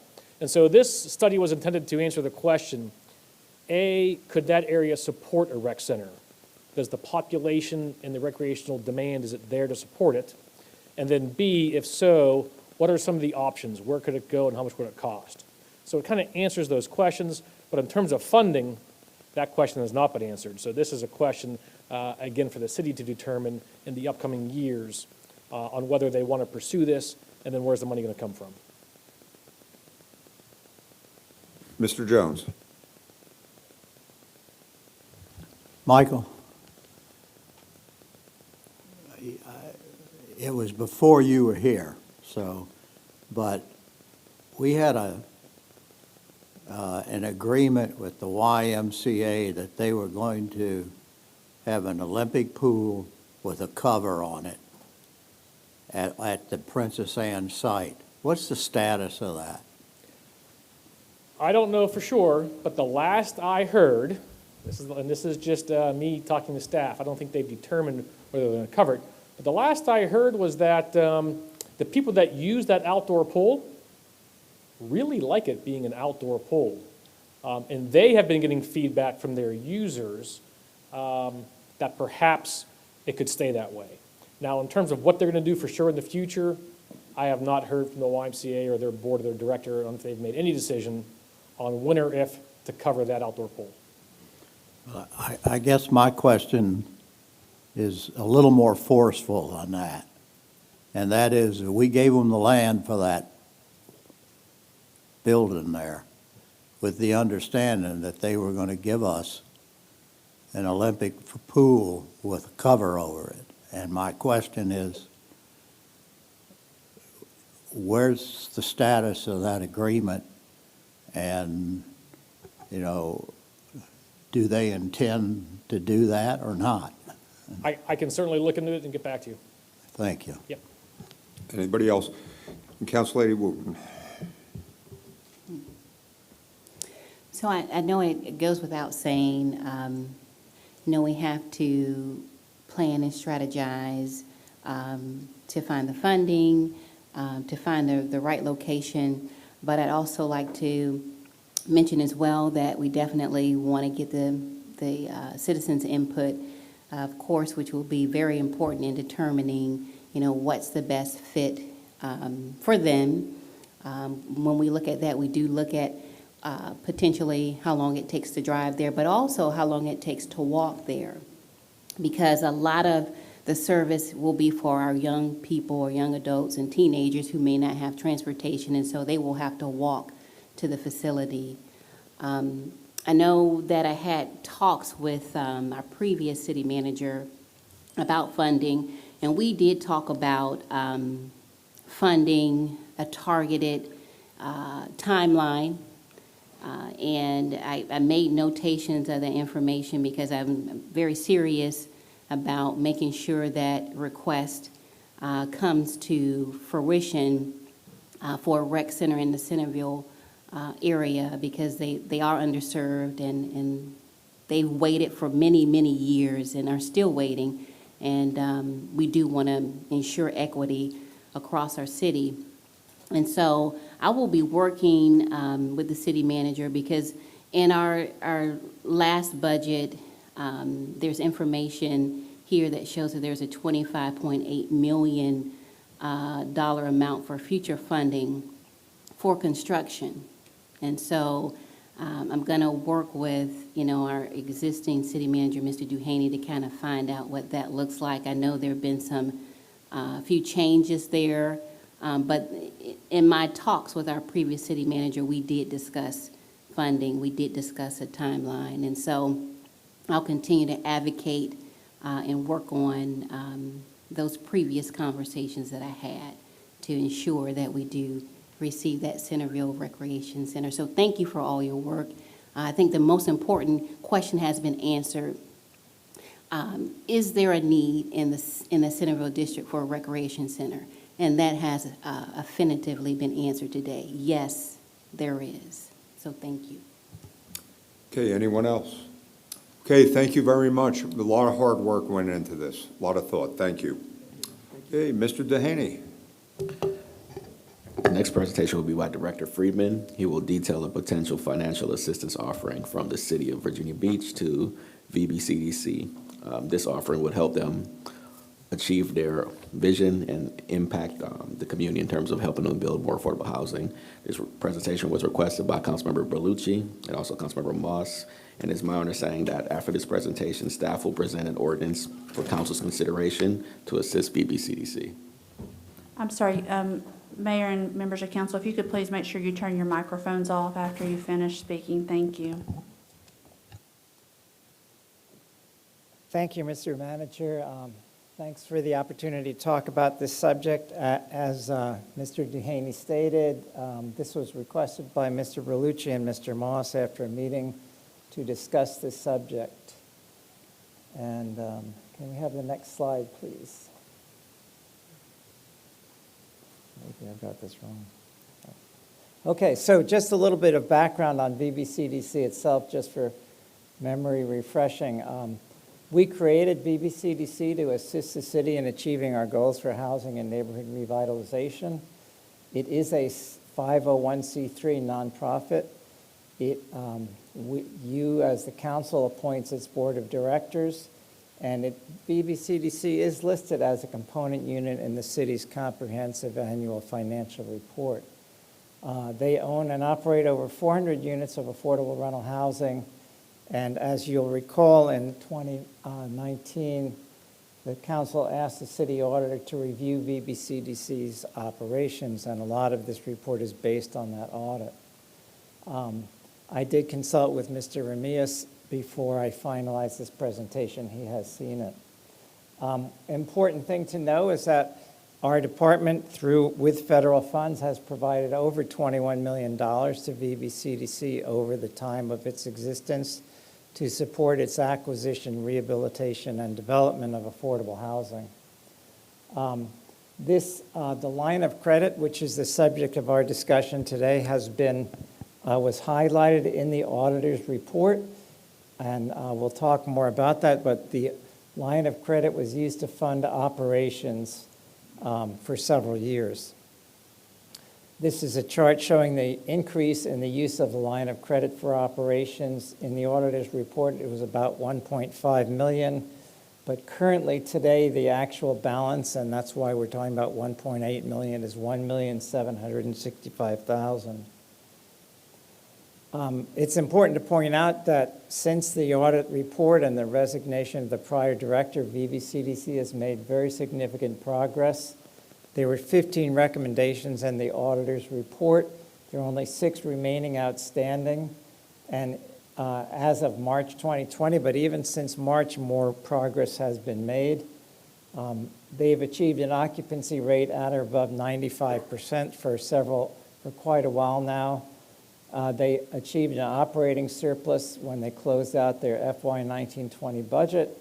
Their current operating budget is balanced. They closed the permanent financing on Cypress Landing, which is their biggest outstanding project. They've reached an agreement with Second Act Communities to merge. That was another key issue in the audit findings. And they've had a consultant examine their operations and provided additional recommendations how to improve those operations. Our department is providing significant federal funding to help them with their current housing stock and also with expanding it. And it's important to know that these include rehabilitation of existing units in several cases and also potentially toward the acquisition of a new development. We were asked if federal funds could be used to address the line of credit, but it's not an eligible use unless it results in some housing outcome. And because the funds were just used for operations, we are not able to do that. The outstanding issue that we're here to talk about is that development funders that VBCDC has talked to have said that they need to address this line of credit because it's an impediment to obtaining credit for future development. VBCDC then wrote a letter to the city manager requesting funding to address the line of credit in a total amount of $1.8 million and requested two options, one a total grant and one a combination of loan and grant. In a meeting, as I said, with Mr. Berlucci, Mr. Moss, the city manager, and others, this proposal was developed. It includes using the fund balance of the general fund that was created by the use of the pandemic relief funds to reimburse salaries. The city would provide a grant of $1.1 million to VBCDC and would provide funds of $700,000 to the Development Authority, which would then make a loan to VBCDC because the city's credit should not be provided to other organizations. The total amount would be used by VBCDC to pay off the line of credit, and the plan would be that they would pay back as much as possible of the loan through the sale of some properties they own in Norfolk. And the proposal is that if those proceeds from the sale of those properties are not sufficient to pay off the total loan, then the balance of that loan would be forgiven. In addition, there would be conditions placed on the Development Authority, which obviously they would use the funds for the loan to CDC. It would be an interest-free 2-year loan, and they would allow the forgiveness as I just described. The conditions on VBCDC would be that the grant funds clearly must be used for the repayment of the line of credit as well as the loan funds. The board would have to pass a resolution agreeing to not use in the future the line of credit for operations. They would comply with the loan terms set forth by the Development Authority, and you would ask the city auditor, and the VBCDC board would agree to 3 consecutive years of audit of operations starting in the current fiscal year to ensure and identify that VBCDC had complied with all the terms set forth. That's the proposal that was discussed. I am happy to answer any questions or certainly have Mr. Berlucci speak to this. Please, Mr. Bellucci. Well, I just want to take this opportunity really to thank and to recognize everyone who was associated with crafting this plan. Affordable housing is one of the most important issues facing the people who live in Virginia Beach, and the VBCDC has been on the front lines of helping to deliver affordable housing for many years, and for that I'm grateful and I'm appreciated, and I support your work and your team in that effort. I think that what we have before us is a consensus that was crafted by a variety of stakeholders that addresses in a serious way some of the concerns, legitimate concerns that have been raised by the operations and the accumulation of debt.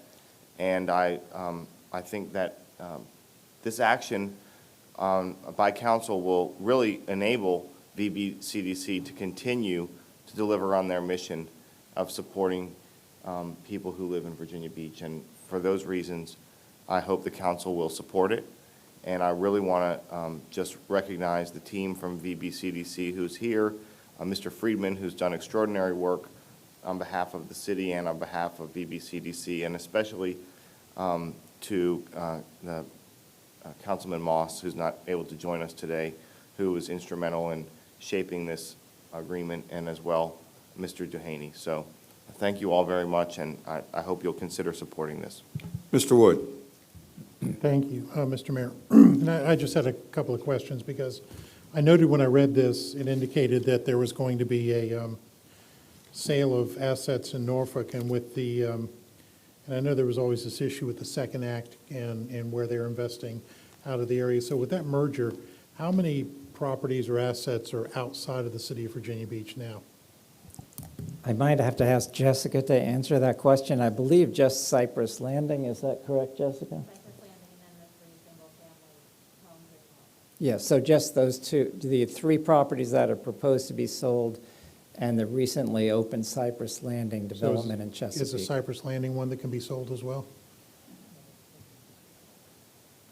That's a brand-new development that has 15-year financing requirements on it, that's serving 40 previously homeless veterans or disabled I persons. understand, but I mean, could it be sold to another entity so the assets could come back to Virginia Beach?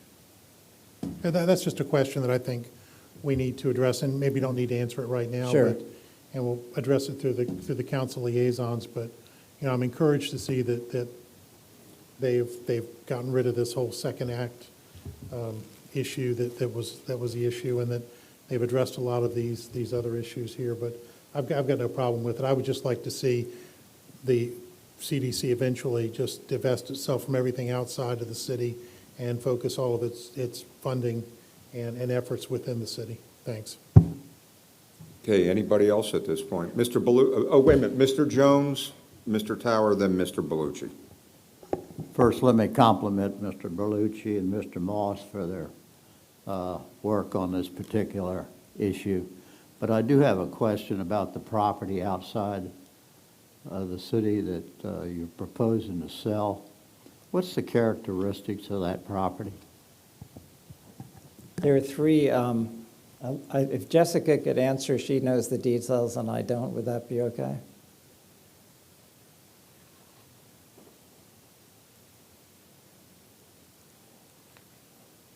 There are 3 single-family homes located in the city of Norfolk.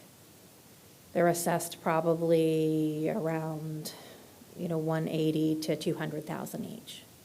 And how many of them are there? 3. 3? Mm-hmm. Thank you. Yes. Mr. Tower, and then Mr. Bellucci, and then Ms. Henley. Mike, the implication here is that the line of credit would stay in place but not be used for operations, is that correct? So it would be used for acquisitions, temporary financing? Yes, it would be used for development, which is what it was intended for when it was created years ago. And how are the operations of CDC financed? Most of our income comes from rental revenues, from the rents we collect from the properties that we own. There are some that come from management fees, some of which are from the Cypress Landing project in the city of Chesapeake, and then we have some government grants. Government from, in what level? Through the VA. We have a very large support services for veterans families grant that provides for staffing and direct services for rental assistance payments for vulnerable veterans. Mm-hmm. Mr. Bellucci, then Ms. Henley. Well, I just want to make a comment about Vice Mayor Wood's position on development outside of Virginia Beach. I agree with you completely. And while we have the team from VBCDC here, I think that it's worth noting that I think many people feel that development outside Virginia Beach, while well-intentioned, was a drift from the initial mission of VBCDC. And I would be supportive of including as another condition that development and acquisition be limited to the city of Virginia Beach, if that's something that would be agreeable to the other members of the team who crafted that consensus. I feel confident that Councilman Moss would support that as well. Okay, Ms. Henley? I would just ask Mr. Friedman, this project, which was begun in the mid-'80s and was so successful for so many years to purchase homes and make them available at rental cost for people who needed that help, was just such a fantastic, I think it was one of our real success stories, and then it kind of had some issues. Do you believe this action is going to get us back to that position where we were at the intent of this, or will there still be issues we need to resolve? Ms. Henley, I think that this action, combined with everything that's been done to date, this will really remove the biggest impediment to that continued success.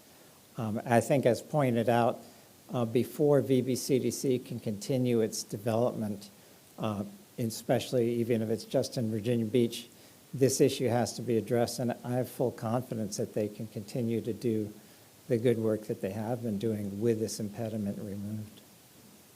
Well, it was certainly successful and has helped a lot of people, and we want to make sure that it reaches that status again and continues in that fashion, because it's really an important service that it provides.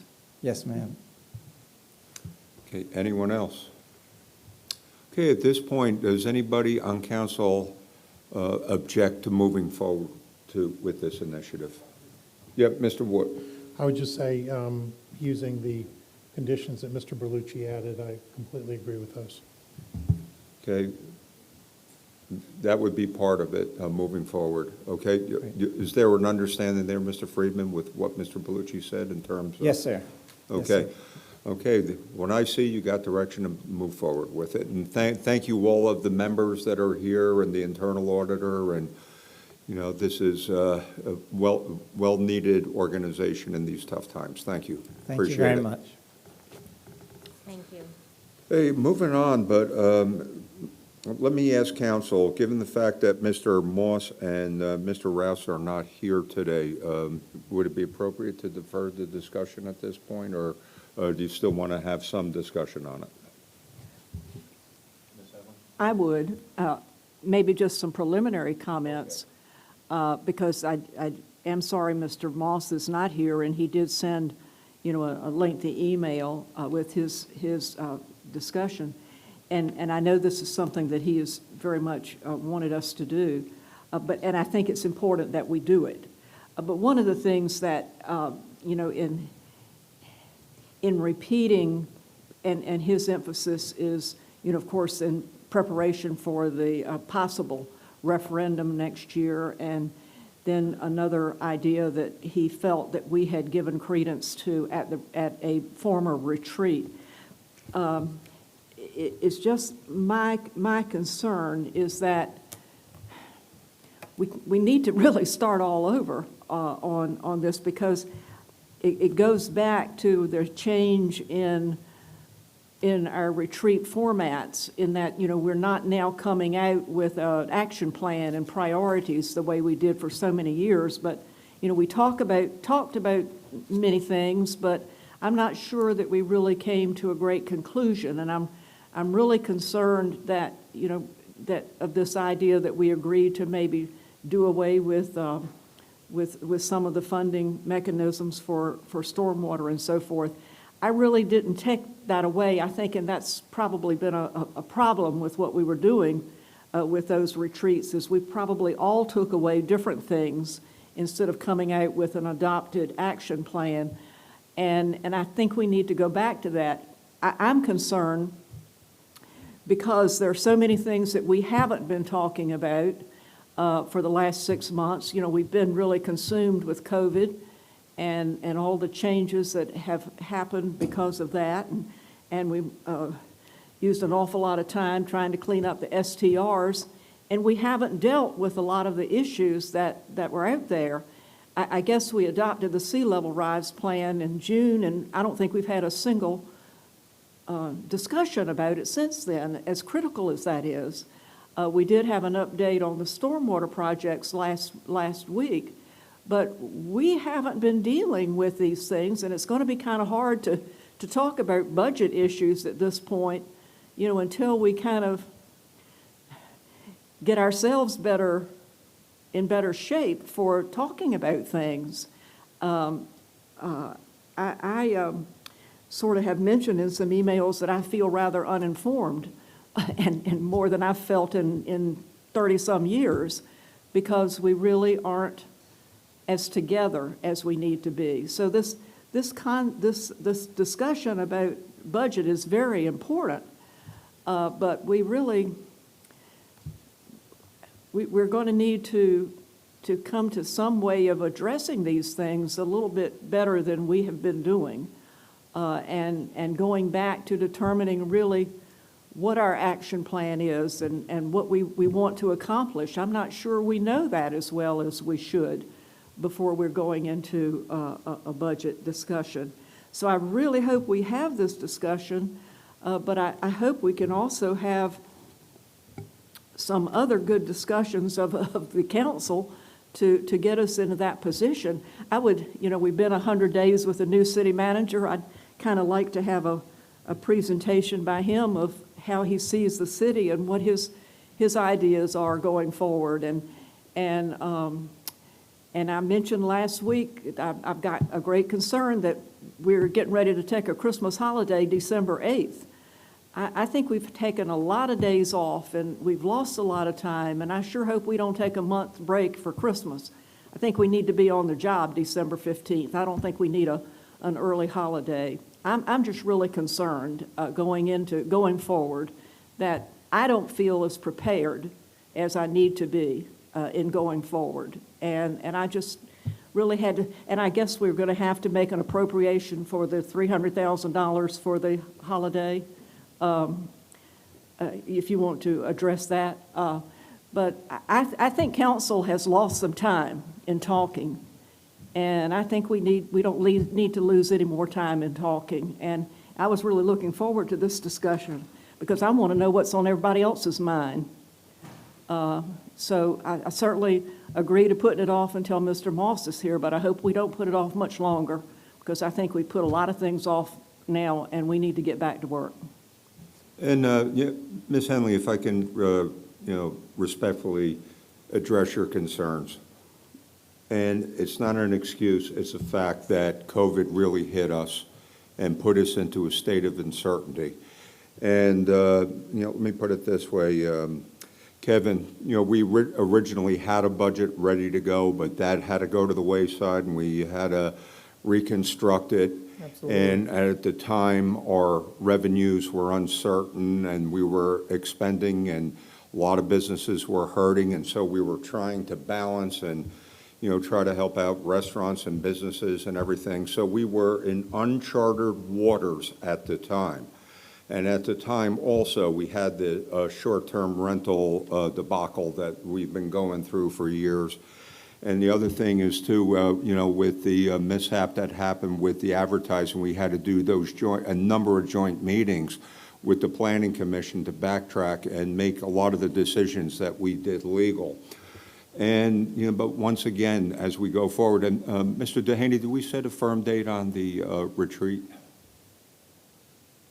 Mr. Mayor, I'm planning for the retreat sometime in end of January, February. Okay, so we're going to be having a retreat, but I agree that we need discussions on this as we go forward, Ms. Henley, and to come to a better consensus. And we're actually talking about reconstructing and doing the retreat in a different format that accommodates. Some folks like the old format, some folks didn't. And but once again, we're going to come to a win-win on that. But certainly we have been working. We did work through the summer without a break, and going forward, we will have those discussions. Be assured, Ms. Abbott. Thank you, Mr. Mayor. I'd like to share Ms. Henley's concern in regards to meeting in December.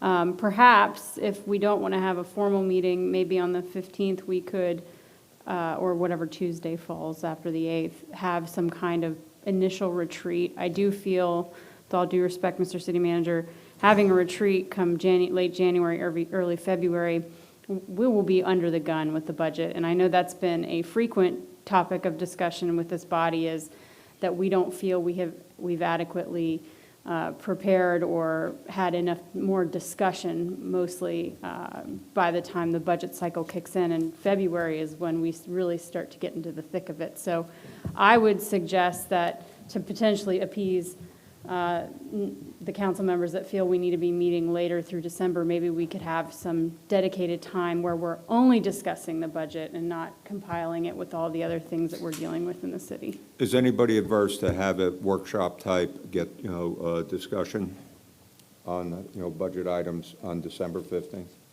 Okay, we will schedule that. Mrs. Henley, we will schedule that. Mr. Jones? I don't have any problem with it. In fact, I think we should have a discussion on it.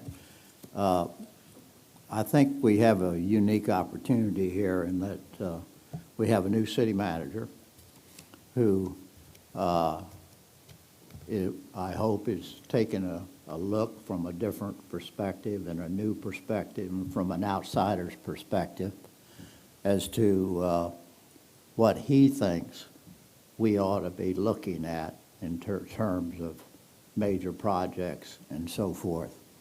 And while that doesn't mean that we'll agree with you on everything, but I certainly would like to hear from you some specifics as to what you think, based on your observations in the short time you've been here, we ought to be looking at as far as the budget is concerned. And that's in terms of economic development projects, public works projects, and personnel projects, personnel ideas, if you will, please. Okay, I think that we can be easily accommodated. Anybody else?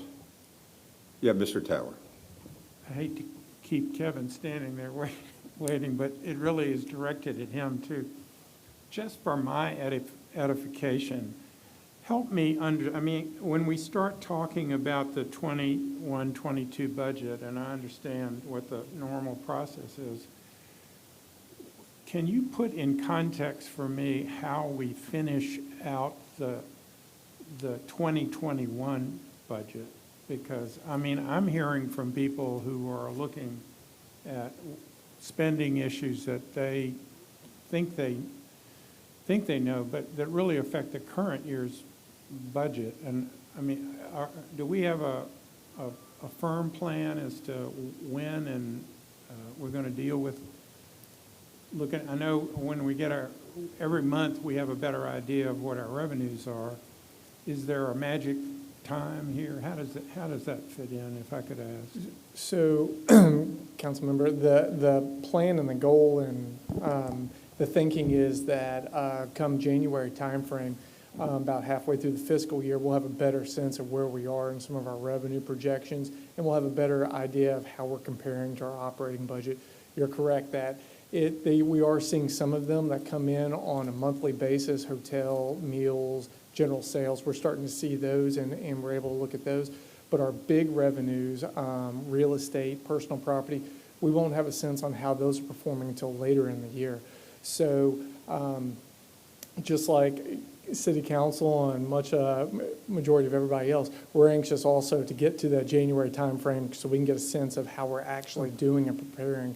So actually what we're trying to do at this point in time in the budget process, much like the conversation today was scheduled to be at a very high level, conceptual, and as we work through the budget process and more of that information becomes known, then it'll become more detailed focus that we would be able to engage City Council in terms of once we have a better idea of what our resources are going to be, how we're going to potentially end FY21, the current year that we're in, based on those, all the while trying to plan and manage the resources in a conservative manner of what we're estimating for 22. Does that help answer? That does help, and my only concern about waiting till January is how long it will take to, using my friend Mr. Williams' favorite phrase, stand up some of the things we actually decide to do. Particularly, looking forward to our resort season, representing the beach district, I know January seems like a very reasonable time, halfway through the year, long time away from summer, but things need to get in place so we are organized in the spring for a lot of these issues. Right. So in looking at it and thinking and planning for the FY22, one of the things that we're trying to do is it's the very beginning of the budget process for a city. It's a 9-month process. Right. City staff has begun. We have had our initial kickoff, and we're starting to work with departments to get their budgets submitted, or they're working on their budgets, which they will be submitting for budget management services review at the beginning of December timeframe. So what we've done is, because of the very nature of what you're talking about, so much unknown out there, we've started our budget process in a very conservative manner, and we're asking for actually 5% reductions from departments across the city. I'd heard that, rumor to that effect.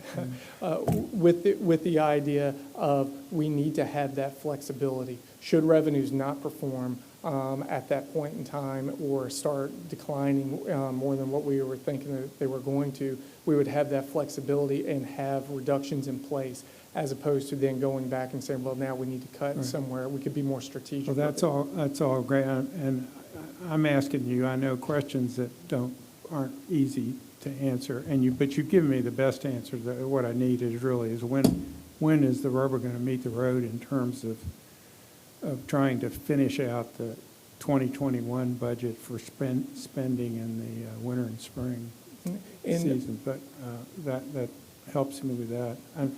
And if you could just clone yourself to have one of you working on this year's budget, one at next at the same time, that'd be very helpful. I'll try my best. Okay, anybody else?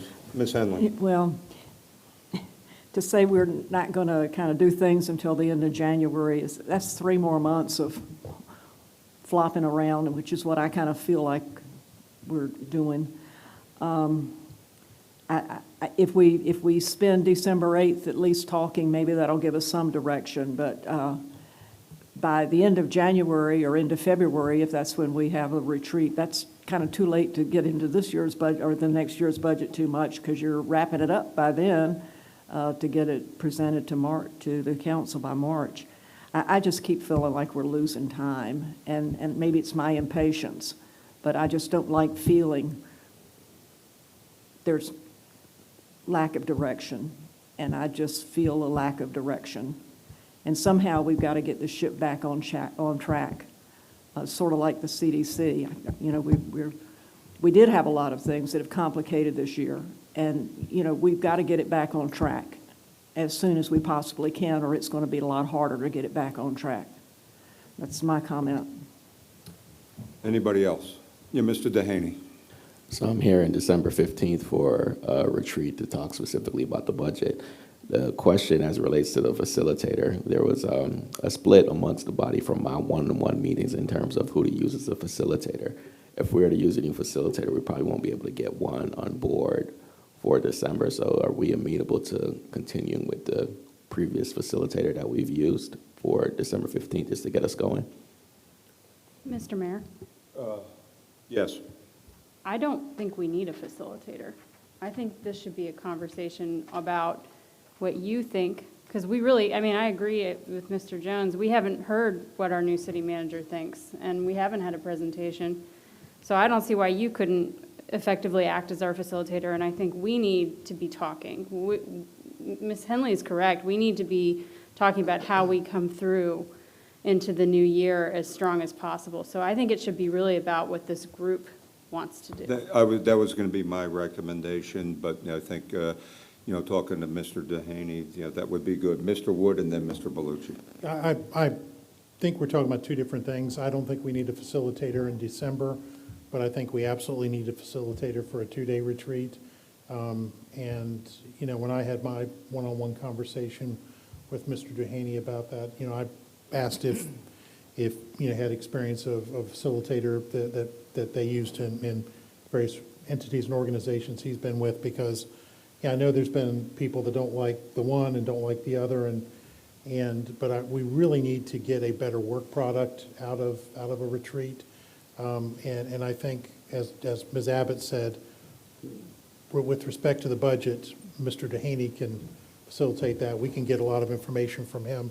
But then once we go to the goal-setting retreat, I think we absolutely need to have somebody who can bring everything together and get us a better work product than we've gotten the last couple of years. That's just my opinion. Okay, Mr. Bellucci. Well, I could be in the minority, but I think there's some value in having a facilitator. And if Mr. Dehaney is agreeable to act as that facilitator, I would be comfortable with it. But my experience is that, particularly around discussions of the budget, you have one or two very enthusiastic members of council who effectively monopolize the entire conversation. And without some facilitation and some management of the time and discussion, I think we'll end up having discussions that aren't meaningful to all members of the council, and therefore really fall short of the expectations of Virginia Beach residents. So whether we have a facilitator or whether Mr. Dehaney is confident that he can act in that role, I think it's very important that we have management of time and input so that everyone has a chance to contribute to that conversation, because I've participated, even in my short tenure, in many conversations where that does not occur. And I don't want a discussion about the budget, can't say this emphatically enough, to fall short of that high expectation of full engagement. And Ms. Headley.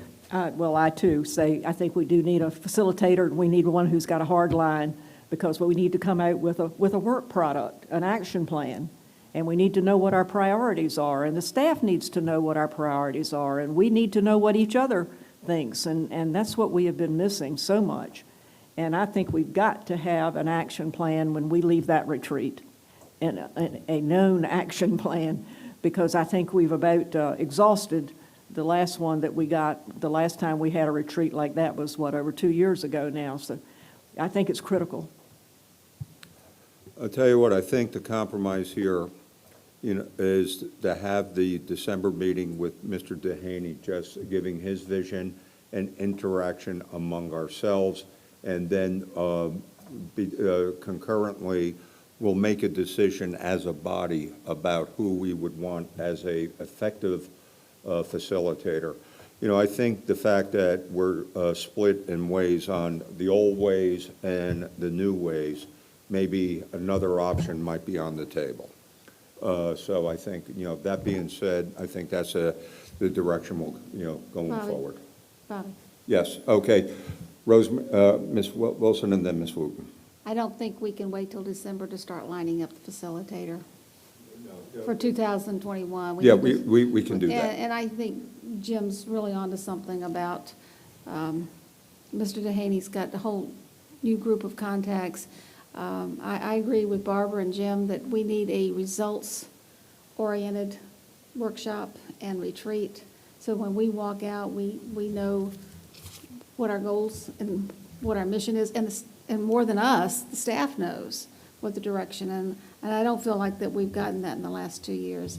So if Mr. Dehaney doesn't know anyone, he needs to try to find somebody. But I think he really needs to start getting on it right now. We will do that. Ms. Wooten. And since we're, talking about possibly new processes, I'd just like to continue to advocate and throw this in there again, to actually have a discussion, an early discussion with our school board members, because as we all know, when we present the budget to them, it is a little later, and they would like to have some productive discussion with us before it gets to that point. I think it would alleviate a lot of the frustration when it comes to reconciliation for the budget and considering some of their requests. So again, my ask is, at some point, we need to make sure we get our school board members involved in the process as well. And I do support having a facilitator for our retreat. Okay, thank you. And I think, Mr. Dehaney, when's the 5-year forecast coming up?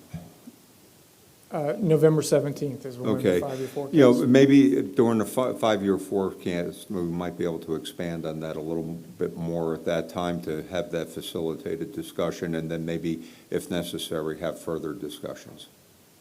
Mr. Dehaney? Okay.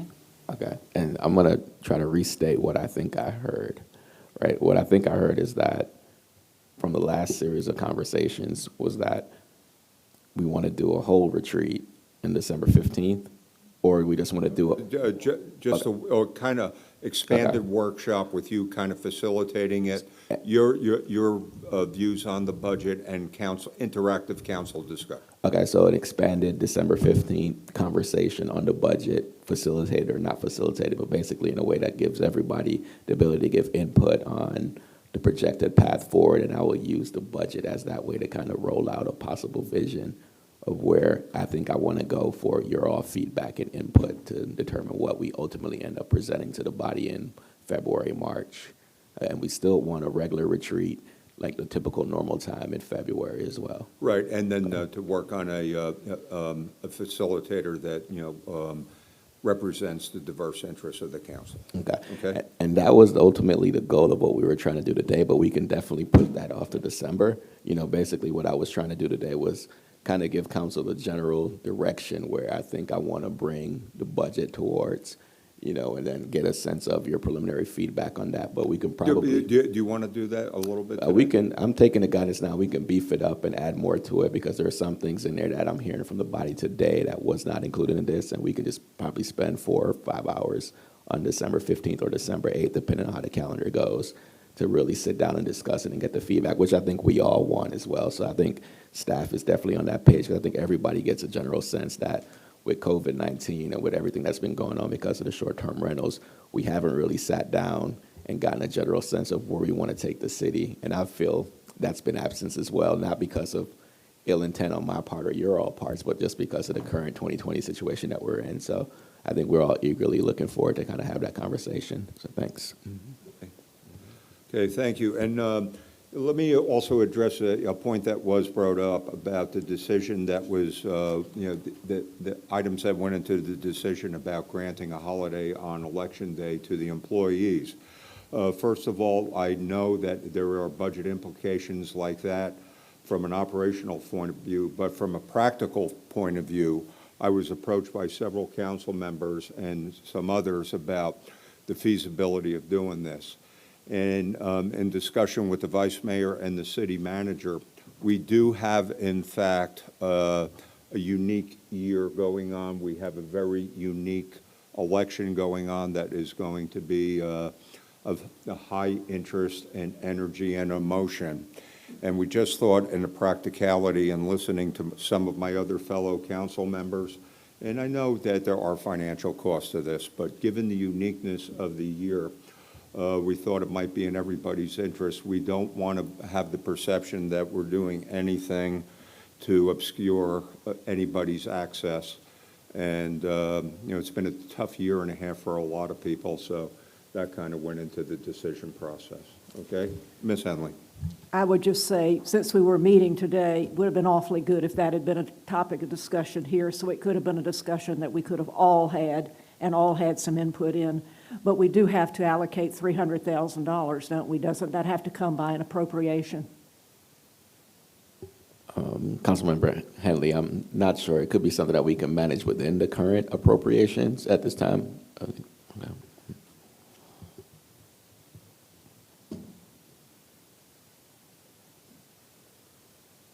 Councilmember Henley, in the past, we've just absorbed it within vacancies. It's usually overtime and those type of costs. So when there's been a holiday that's been declared outside our normal process, that's how we funded it. If in the future, any holiday that was going to move going forward, we would try to budget for it. And I am understanding that this does not replace any of the flex days that this is an additional holiday, and it's a one-time thing. I mean, I've only been getting the bits and pieces because I wasn't a part of this discussion. So tell me and tell everybody else, this is a one-time holiday. Our employees will not lose one of their flex days. They all still get their 3 flex days. This is an additional holiday. And there will be garbage collection next Tuesday, is that correct? Yeah. So I really think getting the word out of all of this to everybody is important, but I didn't know if we had to have an appropriation since this was not in the budget. Okay. Yeah, so Councilmember Henley, exactly what you said. This is the mayor is only authorized to do a one-time holiday. Any other permanent holiday would have to be done in the budget and appropriated and approved in the budget process. Trash collection, all waste management functions going to continue on the same normal schedule that it normally has been on. So they're not going to miss a day because of this holiday. So the waste collection people will not get Tuesday off. Yeah, they decided that they did not want it off. They rather continue to work rather than take a Saturday to flex the trash collection. So you had the discussion with them before it was announced? Correct. And we sent out several emails to council, to the staff, and also a couple news releases yesterday as well, detailing all the different service interruptions and what will not be affected as well.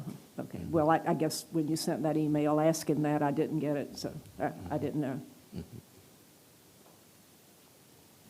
Okay, thank you. Mayor? Okay. Mr. Mayor? Yes. I'm sorry, I have a question for the city manager. I also did not receive any correspondence, so I thought it was maybe just me, so I'm glad that. No, you and I are together, I I'm not guess. the only one. The minorities. So I want to look into that on a separate note. But, so this is a one-time, next election cycle, this will not be a city holiday. Is that correct? So previously, before this came to fruition, I sent the email to a letter to council in a Friday package stating that, the governor made this a holiday. Sure. And that the city does not follow the state process, and that city employees had 3 flex days that they could use for holidays should they need it, It became an issue. I think a couple of organizations made noise about it. Some staff made noise about it as well. And the mayor, in considering all the situations that's going on with 2020, made the decision to declare it a holiday for November 3rd. The mayor, in his authority under the code, is only allowed to do that one time.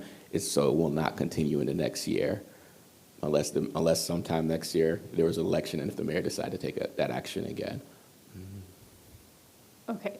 This doesn't have to happen, this conversation doesn't have to happen today, but I think at a later date, it would be prudent for us to discuss this in greater detail if we intend on carrying it forward in some capacity, because what I have heard in the community is that there is an impression that this is now a forever ongoing thing. So I'm not saying that was represented by us, but I think that may be needed for a later discussion. We can get that perception addressed. Okay. Anybody else? Okay, if we can move on to the salary study.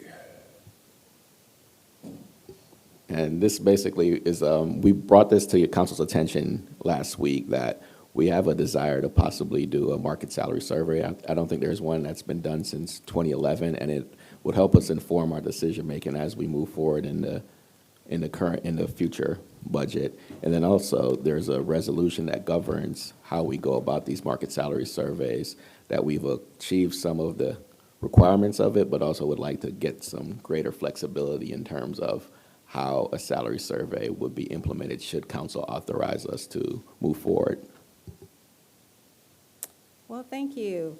I'm here to present information on a topic we have not discussed in a long time. We have not had any discussions on a market salary survey. But before I begin, I would like to introduce you to our Staffing and Compensation Services Manager, Monica Copen, if she could just raise her hand. Monica has been our compensation manager for over a year now, but has about close to 20 years of professional experience in compensation management. So moving on to the market salary survey, the city relies on its employees to be high caliber, talented employees. But to make sure that we can attract employees and retain quality employees, we have to make sure that we are paying them competitively. So that's what a market salary survey does for us. It gives us the data to make sure that we are paying competitively. It also gives us information on trends so that we can see what is happening in the market pertaining to certain types of positions, if pay for certain positions are changing, so that we can be in front of that as well. It used to be that we would conduct a market salary survey every year. And then in 2004, we switched and moved to every 3 years. And now here we are, we have not conducted a market salary survey since 2011 at this point. And we are seeing some impacts from that. Anecdotally, you'll hear hiring managers say that our applicant pools are not as quality as they used to be. We know that that's a subjective measure. But what we can't tell you is that we are having many more instances of having to expand our recruitment times or re-advertise positions because we don't have the applicant pool that we need to have in order to go forward to hiring and selecting someone for a position. We're also finding that we're addressing issues as they arise rather than being ahead of any issues.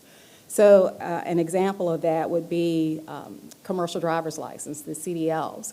We're behind that. We were behind finding out that, you know, the market is becoming tight on CDL drivers. And so now we've been in a position of having to catch up to make sure that we can get what we need to have in our organization. And then on the flip side, you know, when there is turnover among positions, there's a tendency with managers to say that, you know, the positions are not paid well enough, or if we can't recruit what we need, that's the first thing that is looked at. Maybe our salary is too low. But sometimes that's not the case. Sometimes our salary is fine, but we don't have the data. We need to have the market salary survey data to refute that assumption, or in some instances to confirm that assumption.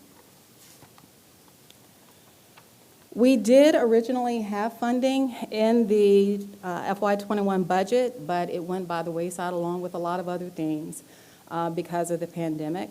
But our hope is to bring an ordinance to you to transfer $200,000 from reserves so that we can move forward with a market salary survey. But before we do that, I do want to bring to your attention a City Council resolution that is from 2006. And this resolution was really specific to public safety, but it was interpreted to the entire organization.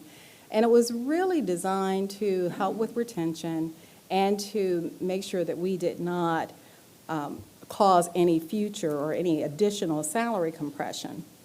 And so there were some requirements that were put into this resolution. At least half of those requirements have already been met. So I'm going to go through these so that to refresh your memory on what was there. One requirement said that we would have to look at public safety pay and that we would have to provide adjustments to those salaries over a 2-year period. Those years were in '07 and '08. We were given $4.5 million for each year to address those salaries. That has been done. It was completed on time and within budget. There was another requirement that we present a step plan for public safety to council. We did that. We came up with a few options on step plans, working with public safety and some of the council liaisons. And ultimately, it was decided that we would continue with the open range that we currently have. And then there was a requirement that said that with supervisory salary compression, that we had to address supervisory compression within 3 years of identifying it. Well, in 2018, the city manager at that time put together a committee, and that committee was led by Deputy City Manager Steve Cover. And we were tasked with coming up with a way to address the salary compression in a manner that would keep us from having to address the issue year after year after year. So a proposal was put forth, it was presented to this body, and it was approved by this body. So basically what that salary compression methodology is that we would, when we promote someone into a title that requires supervision, and that title has supervisors in that, so no one in that title is not a supervisor, that we would move towards having that individual at the midpoint of their pay range within a 3-year period. So we moved away from the old way of just looking at who is ahead of whom. We moved away from looking at individual salaries and started looking at the pay plan and said the goal is to get the supervisors to the midpoint of the pay plan within that 3-year period. That was implemented. It was accepted by the City Council in 2019. It has been implemented, and it seems to be working well. So those are the ones that we know have already been addressed from this resolution. Some of the ongoing things. There is a requirement in the resolution that says that to prevent further salary compression, that whenever we increase the pay range because of a market, we would also increase the salary correspondingly. The reason that that is there is, of course, to prevent the salary compression. Some of you may remember that it used to be when we would implement the market, we would move the individuals to the pay range that was called for in the market, but we would not increase the pay of that individual unless their salary was below the minimum of the new pay range that they have been taken to. And we instead said that this individual in this new higher pay range had increased earning potential. That was fine, but what it caused was a lot of salary compression, especially towards the bottom half of the pay plan. So it was agreed that we would always give some sort of funding, a corresponding funding, when we move positions because of the market. We agree with that. We still want to make sure that we don't cause salary compression, but we would like a little flexibility in this. So for example, right now when we give a pay increase, if we were going to give a 3% merit increase, we would give that 3% merit based on the value of the midpoint of the pay range. So we would give the 3%, whatever that equates to. That would then be given to all of the individuals below the midpoint, which has the end result of giving them slightly more than the 3%. And then we would give that same value to all of the individuals who have a salary above the midpoint, which gives them slightly less than the 3%. The goal is to move the individuals from the minimum towards the midpoint of the pay range. And we want to do that because the midpoint is what is considered the competitive rate. Okay, that is what you're looking at as your market rate. So we're trying to move our employees towards the midpoint. Another thing that we would want flexibility on is because we may want to focus more heavily on certain types of positions. So remember what I was saying about the CDL drivers. If we're behind on certain types of positions, we may need to focus on them a little bit more and therefore do something a little bit different with the money when it comes to those positions. And then there is another requirement that said that future market salary surveys shall be restricted initially to Hampton Roads communities. We may have met this requirement. It depends on what was meant by initially. We have conducted and implemented salary surveys. We did one in 2007, 2011, and those were based on Hampton Roads. We are asking for flexibility there as well because this says that we have to use the communities in Hampton Roads. So, for example, we do not compare against schools, Virginia Beach schools. There are many positions in the school system that are comparable to some of the city positions, but we do not use them in the salary survey. Same can be said for HRSD. So we would like some flexibility to include some other organizations outside of just the cities. We also want to take into account that if we hire a consultant to do the market salary survey, we'd like to be able to listen to their recommendations on organizations that we should be comparing ourselves to. Then there was a final requirement that said that in the proposed budgets, we needed to include information on the entry salaries for our public safety personnel. And we continue to do that. Every year, we have information in the proposed budget about entry-level public safety. It may serve us better to have this information in a market salary survey rather than in the proposed budget.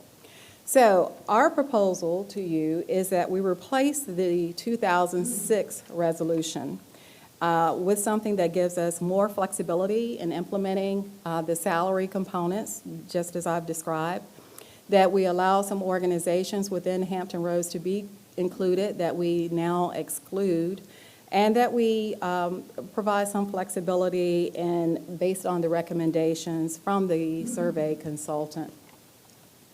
So at this point, we just need guidance on how to proceed, whether or not we bring the survey resolution back to you, and then specific to the market salary survey, whether or not we bring the ordinance to authorize the transfer of the funds from contingencies. And last week, when we discussed this at a high level, there was some discussion about including teachers in the salary survey. So because of that discussion, Deputy City Manager David Bradley did have a high-level, non-committal discussion with some of the school's representatives to see if they were interested in being included in this survey, and non-committally, they did find some interest in doing that. So we need to know whether or not we proceed. So, thank you. Any questions? Any questions? Ms. Abbott, and then Ms. Wilson.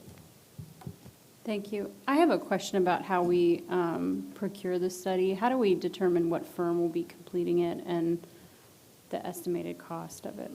We'll have to do an RFP Okay. to determine who would be completing this. And is it assigned by price, or is it based on, is it one of the RFPs that looks at it holistically? How do we determine who gets the contract? So we work closely with purchasing. Purchasing guides us through the process, and they will take into account the experience of the firms, the skills in meeting what we say we need to have, and of course, yes, the price. So is the preliminary estimate just based off of what we've seen them go for, basically? Exactly. We don't know exactly what this is going to cost, but yes. Okay, thank you. Okay, Ms. Wilson. Thank you. Thank you, Regina. Certainly. Always the professional. Which job categories are we going to be including in this survey? We want to include as much of the city as we can. So historically, what we have done, we know that we're not going to have position by position in the salary survey. There are some positions that we won't even find in other cities, and some cities have positions that we don't have. So we tend to tie some positions to others in our organization so that if certain ones move, they kind of move as a group. They're categories of positions. But that would be up to the salary consultant as well to help us work through. But we want to include as much of the organization in the salary survey as we can. Well, and I appreciate you reaching out to the schools to see if they would like to join in on this. And I think it's more than the teachers that they probably need to include, not to leave anybody out, but like bus drivers, I think they're only paid like $14 an hour, which they're carrying our most precious cargo. Right. And think about, I always said they had the hardest job in the school system because they turn their back on the children. Yes. And, also like teachers' aides are very low pay, and there's just a lot of different categories on that side as well. So, but I do think that they need to pay their fair share of whatever it is, but perhaps we can get a better deal with including it all together. So, and I think talking to some of my friends over there, they haven't done it in at least 5 years, so I think they're ready to have something done as well. So I hope it will all work out, and thank you for everything that you're doing. Certainly. Anybody else? Okay, Mr. Jones, Mr. Tower, Ms. Henley. When you talk about outside agent, I assume you're talking about outside agencies that might have an impact on our personnel from the standpoint hiring our people away from us? Is that what you're talking about?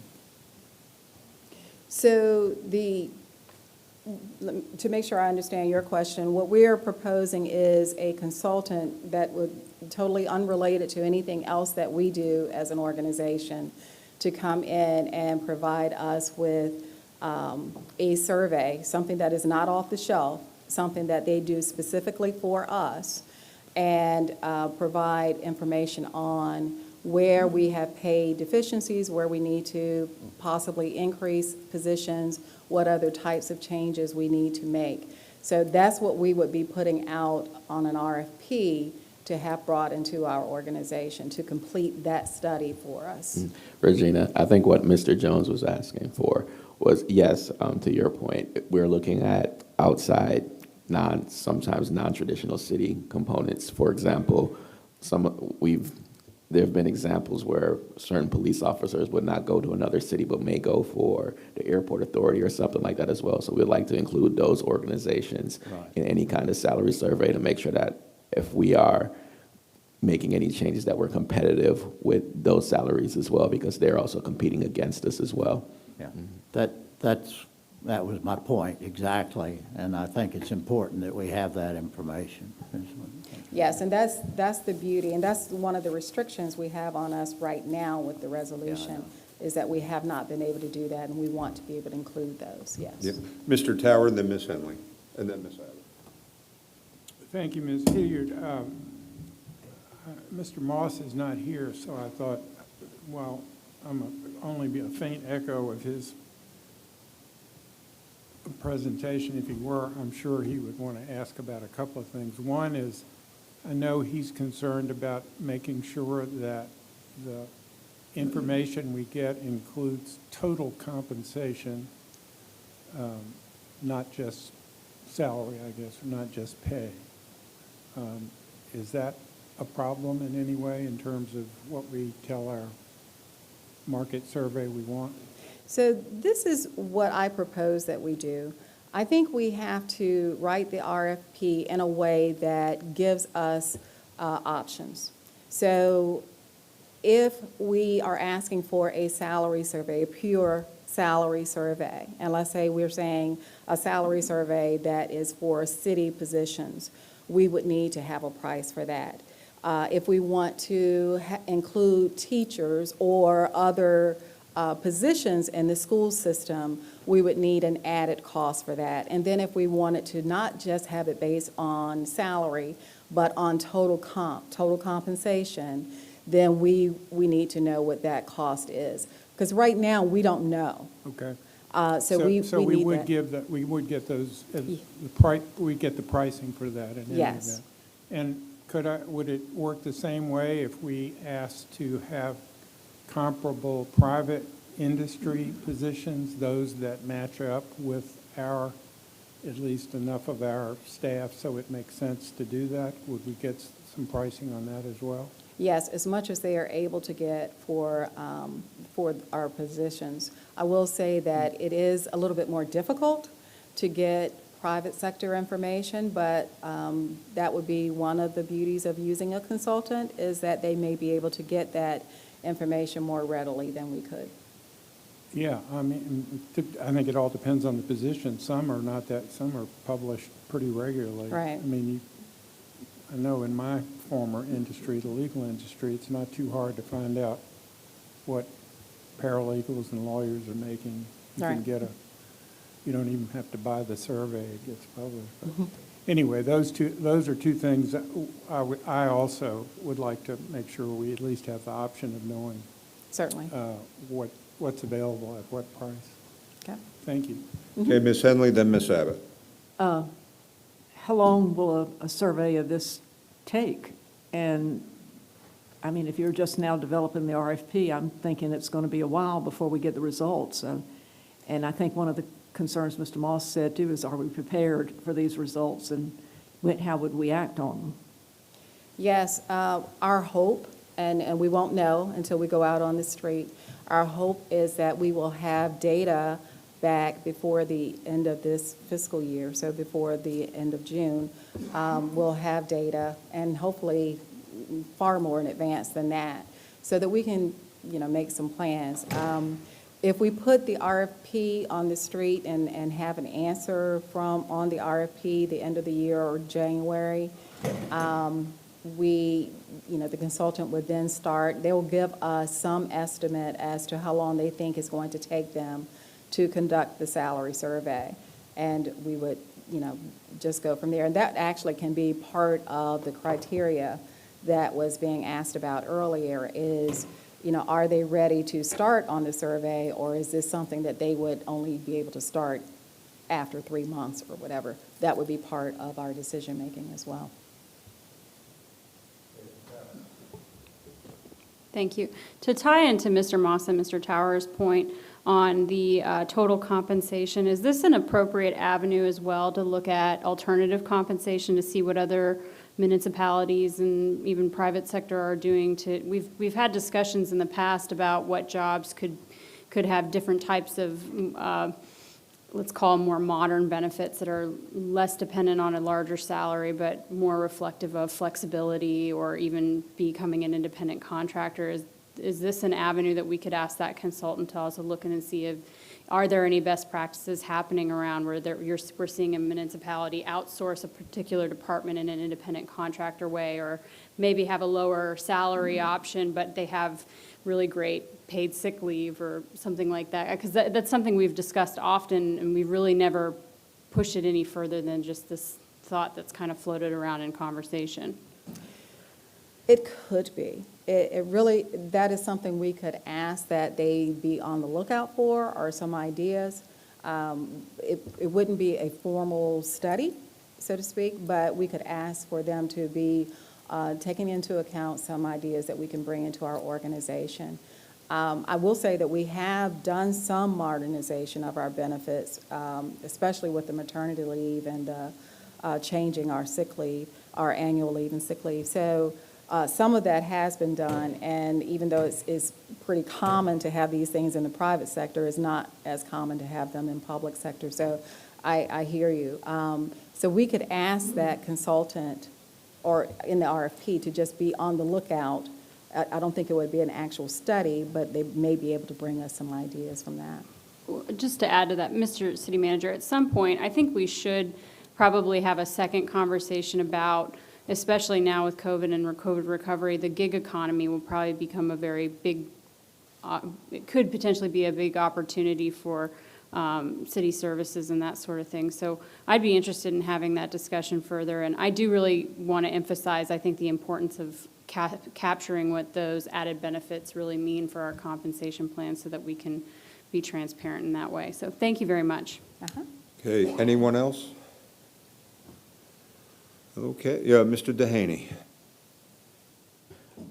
So I think we got enough direction to bring forward. I think so. Good. All Okay. right. I just wanted to add, because Councilmember Abbott and Regina brought it up. As you all know, Alicia, my wife, is pregnant, and she's getting really, really close. So if it's not tonight, it's going to be tomorrow morning when she's going to go for an appointment to help usher our daughter Harper into the world. So a little bit after, probably tomorrow, I'll probably have our baby girl will be here as well. So I'm probably going to be taking a couple of days in between that to kind of help bring her into the world and, get her acclimated to our family and stuff like that as well. And then working on some kind of modified schedule for about a week. So I'll keep you all posted with the details and let you all know as soon as something happens. I just wanted to give you all a heads up that probably, if not tonight, tomorrow, our daughter will be here. So, Patrick, take what you need. Family's priority.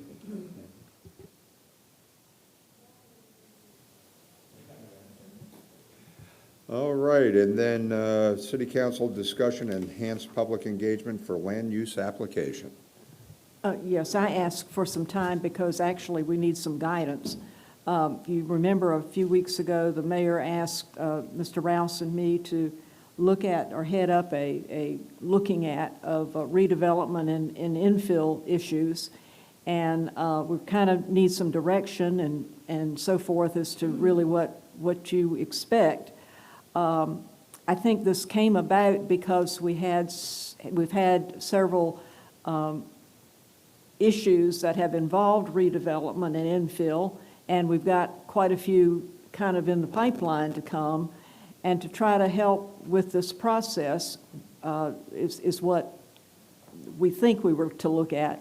I gave you a couple of weeks ago just a draft of some ideas for just the idea of providing for more civic engagement, since this seemed to be one of the issues that folks were coming to us and were saying that there had not been enough civic engagement with the neighborhood and so forth, and also some attempt to make certain that when an application is considered, it's clear that we're going to be looking at the impact on the adjoining property owners. So this seemed to be kind of maybe a first step to take some policy action that would indicate these things, but then there's that longer term perception of just what are the appropriate uses, and that I think is another issue that will take a longer time. Maybe, very likely, just as a part of the comprehensive plan update. So I did get some feedback from Mr. Moss, but I haven't heard from anyone else. Do you all think we're on the right track? Do you think this is something we should do? If so, how should we do it? Or have you just thought about it and decided we'll just keep fumbling along like we're doing? But, you know, we just kind of need to know what you all are thinking and what you think would be the best avenue going forward, if there are things that we can do to improve the process. Mr. Wood. Thanks. I think that might have been done at one of the meetings I missed, but I will tell you, I like the aspect of increased civic engagement, because I think that's something that has been kind of missing, and I think that was highlighted through this this issue with the short-term rentals, where no one had ever come out for any of the short-term rentals at Ocean Park, but all of a sudden, once they kind of were awakened to the one idea, they became quite civically engaged, and I think that's good. So I completely agree with you. I think the civic engagement piece is definitely key. Yeah, Ms. Abbott.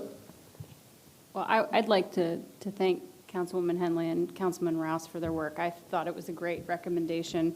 I like the idea of making sure that we communicate clearly to people who want to create new development, particularly redevelopment, where there's been something standing for a long time that could cause potential contention with seeing something really new or really different change, making sure that we have a clear path to citizen engagement on behalf, or that we expect the developer to participate in, and making sure that those steps are clearly outlined, so that when we get to the point where we are doing public hearings, that we can look over and say, did you do X, Y, and Z, and that it's all clearly understood and everybody was on the same plan, and that we can give confidence to residents in the community that are impacted by these changes, that those processes have gone forward. So I was trying to pull up the digital copy of your draft on it. My phone wasn't cooperating, but I'm excited, and I hope we get to continue this discussion further.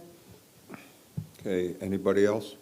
How should we move forward? Are you comfortable in, and this is, I guess, my thought, to send the message to applications that are in the pipeline that these things are going to be a part of the process? If we could do this by simply adopting this as a policy, that we would like for this to be a consideration when an applicant is submitting an application, that he's going to have as a part of the application how the neighborhood will be impacted, what they're going to do to address the concerns of immediate property owners. I think it's got to be a great concern to people who suddenly see that just beyond their property line there's going to be a major development, that they wonder what's going to happen to them and what's going to be the impact to them during their construction and after the construction. So some way that we can have this be a consideration, that, you know, we know that these are concerns, and that they're going to be a part of what we're concerned about.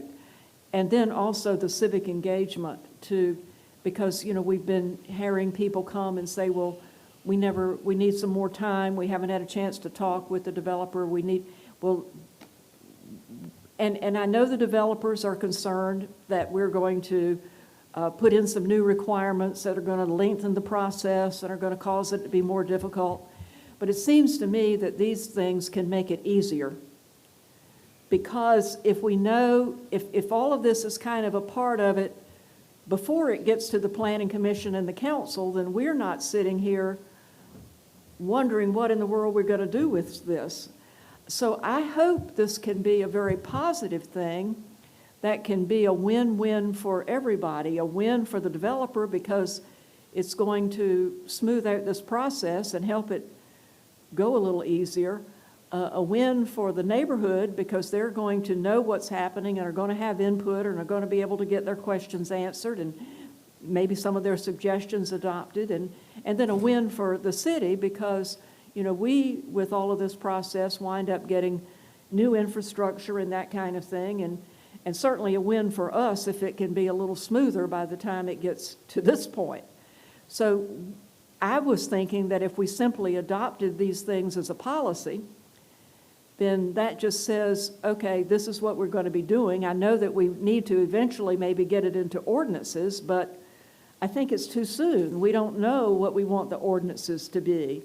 I know one of the suggestions, and I really appreciate planning for just having the, being willing to put some thoughts down, these ideas of two levels of possible outreach things to guide possible things, but one of them being that, you know, rather than just a letter going to adjoining property owners, that would go out to people within a 1/4 mile radius. Well, we might want to try that before we put it in an ordinance. It might work and it might not. So I don't know if there's a way we can just do this as a policy as we are trying to refine these things, or just what you think the next step should be. You tell us what to do, and that's what we'll follow through. But I just thought getting it out early would put developers who are trying to figure out what's the best thing to do on notice that, you know, these things are going to be a consideration, would be a help to them rather than a hindrance. Mr. Tower. I follow you, Ms. Henley. My question is, do we want to even adopt it as a policy or guidance without getting input from the development community and the citizen community to the extent we can? Some of the more active civic leagues that may have encountered it before. I mean, I'm sure there's some who volunteer to tell us how we ought to do it. Whether we ought to see that before we put a policy in. Well, yes, and I have, and this has gone to people who've been watched on television and wanted to know what we were talking about and have gotten some feedback from folks. And I haven't circulated it because I was afraid to get it out there and then have everybody talking about it to get ahead of us. Our problem, of course, is with this COVID, we don't have the ability to go out to groups and speak, you know, like civic leagues and so forth. So the thinking was, well, maybe we take some written comments for some time. We could have a Zoom meeting, frankly. Well, Zoom is kind of hard in getting back to everybody. So this idea of accepting written comments to give anybody who's interested, that, you know, if we had a committee, you're going to be leaving out a whole lot of folks. So how do we open it to everybody? So we've considered written comments. Folks are good at sending emails and texts as well as papers. That's an idea that we've talked about. How to do that, given the constraints that we have and being able to go out and talk to groups who aren't even meeting now, is kind of an issue. Okay, anybody else? Yeah. If I can make a comment and. Bobby? Yeah. Well, I'm sorry, Ms. Wilson. Barbara, I think it's a grand idea, and if we haven't seen it before this past few months, how needed this is, and even though I wasn't able to participate in Westminster, there seemed to be, you know, a lot of problems with Westminster and Ocean Park and all of that. My question to you is, not everything is big like these certain ones, how do we know if there's some little smaller, uncontroversial developments that may not need to do this? Is there a way we can decide which ones should and which ones shouldn't? You know, maybe like somebody was going to put a church in a shopping center. I mean, I'm just...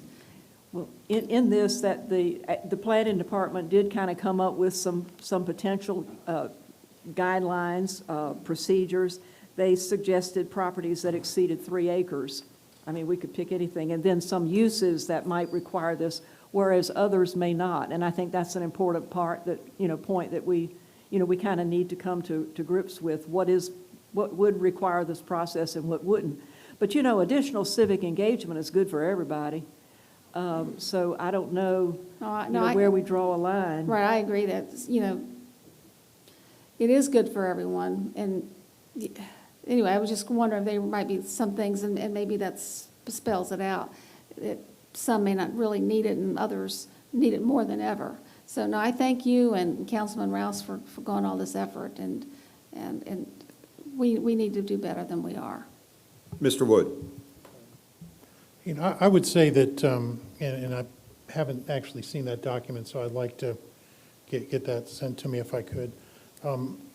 Regardless of the size of the project, I think we noticed that the developers that tend to be more successful are the ones that actually have engaged in civic engagement and have gone out, and we kind of see those time after time after time, where they'll come in and they'll say, here's a bunch of letters from all the neighbors, here's, all this stuff, here's all the meetings we've had. It's not unanimous, but we've done all that, and I think that's good. And by contrast, we have ones that come in that, don't get along with the neighbors and do that, and they tend to be a little bit more controversial. So I think it's just kind of common sense, but I think codifying common sense might be a good idea here. And I think moving forward, I do want to thank Council Members Henley and Rouse for doing this. The idea, I'm sure we all agree, as we run out of land in Virginia Beach, infill is probably going to be the way to go, but how to do it effectively.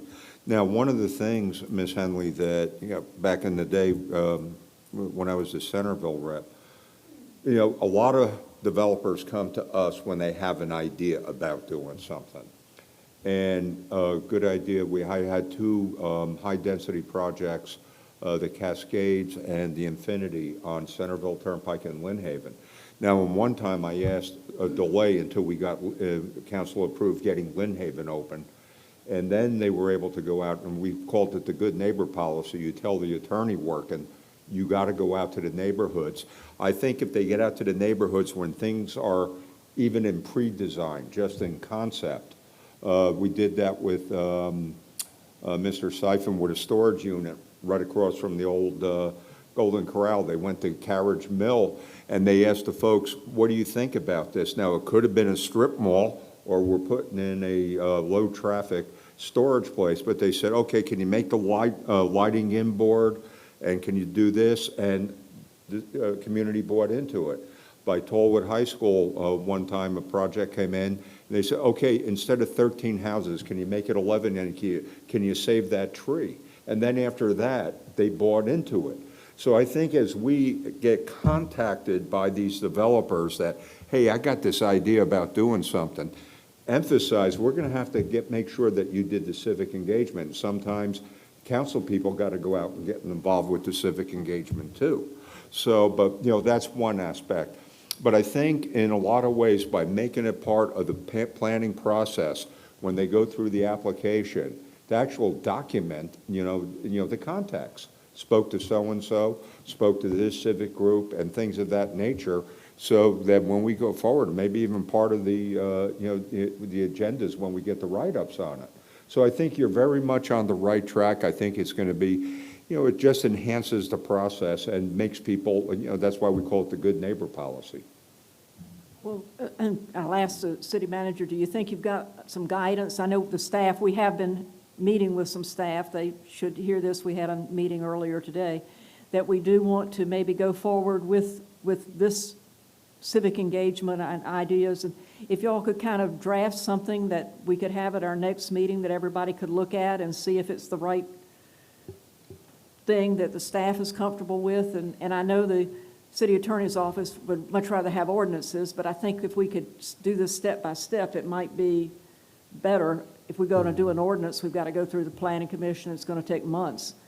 But maybe we could come up with a way to at least let this be tried for a little while, and then we refine it, and then we can put it in ordinance concept. But Yeah, Councilmember Henley, I think it's a good idea. Definitely, I think we try to figure out a way that we can get it codified in some kind of way to do exactly what you said. And I know staff would truly appreciate something like this, because if we have something like some kind of resolution, something that's approved by council, it gives us an extra weight to push back on the developers when we say, hey, this is the bare minimum that the council expects before they take something up. That definitely helps us with the process as well. Yeah, so we will definitely work to kind of get something to what you're asking for in terms of something that we can adopt and codify, but not necessarily a full-blown ordinance right now off the back. And fine, and to other council members, when you think of other things, if you reread this and think of other things, email them to me or staff, and anybody who is watching and is involved in this in any fashion, send me an email and I'll forward it, because I really think having as much input as possible will make it better. And we'll try to come up with something, and we can discuss something that we've got together by our next meeting. Thank you. And once again, thank you for your efforts. I think this is a very good and positive step. Okay, and then another council discussion, Mr. Wood. Thank you. Just a brief comment. I provided everybody a copy of a memorandum regarding a conversation I had this weekend with a citizen who was asked if he wanted to join a council commission that has not been created yet. And he was asked by people outside the council and told to keep everything quiet and all that sort of thing. It was a very unsettling thing. So I've got it all right here, and everybody should have it so you can take a look at it. I don't want to belabor the entire thing, but I just wanted to call your attention to it. Okay, and then along that line, Council Lady Wooten and I have been involved with the African American Roundtable, and we're on the process in conjunction with the city manager of repurposing the internal review board, into enhanced and then a redesignation of a civilian review panel. But once again, a number of the recommendations we're still waiting for from Richmond on some things going forward. And I think we do have some specific thing we may be bringing forward in terms of composition. But I think we have to emphasize that this is going to be a council-appointed body, and that we also have to find the balance that, we do the transparency to the public, but also wade in, concerns and, protect the police, and then have this win-win situation going forward. But once again, I think that, this memo brings up a serious concern, and I think we have to let the public know that, the composition of this is going to be a council decision based on, maybe some direction from and latitude, whether we have it or not, once the governor does something. But once again, let me just emphasize, we have a police force that is the envy of everybody. But once again, I think everybody nationally is going to be looking for, accountability and transparency, and I'm confident that we're going to be able to do that. Okay? At this point,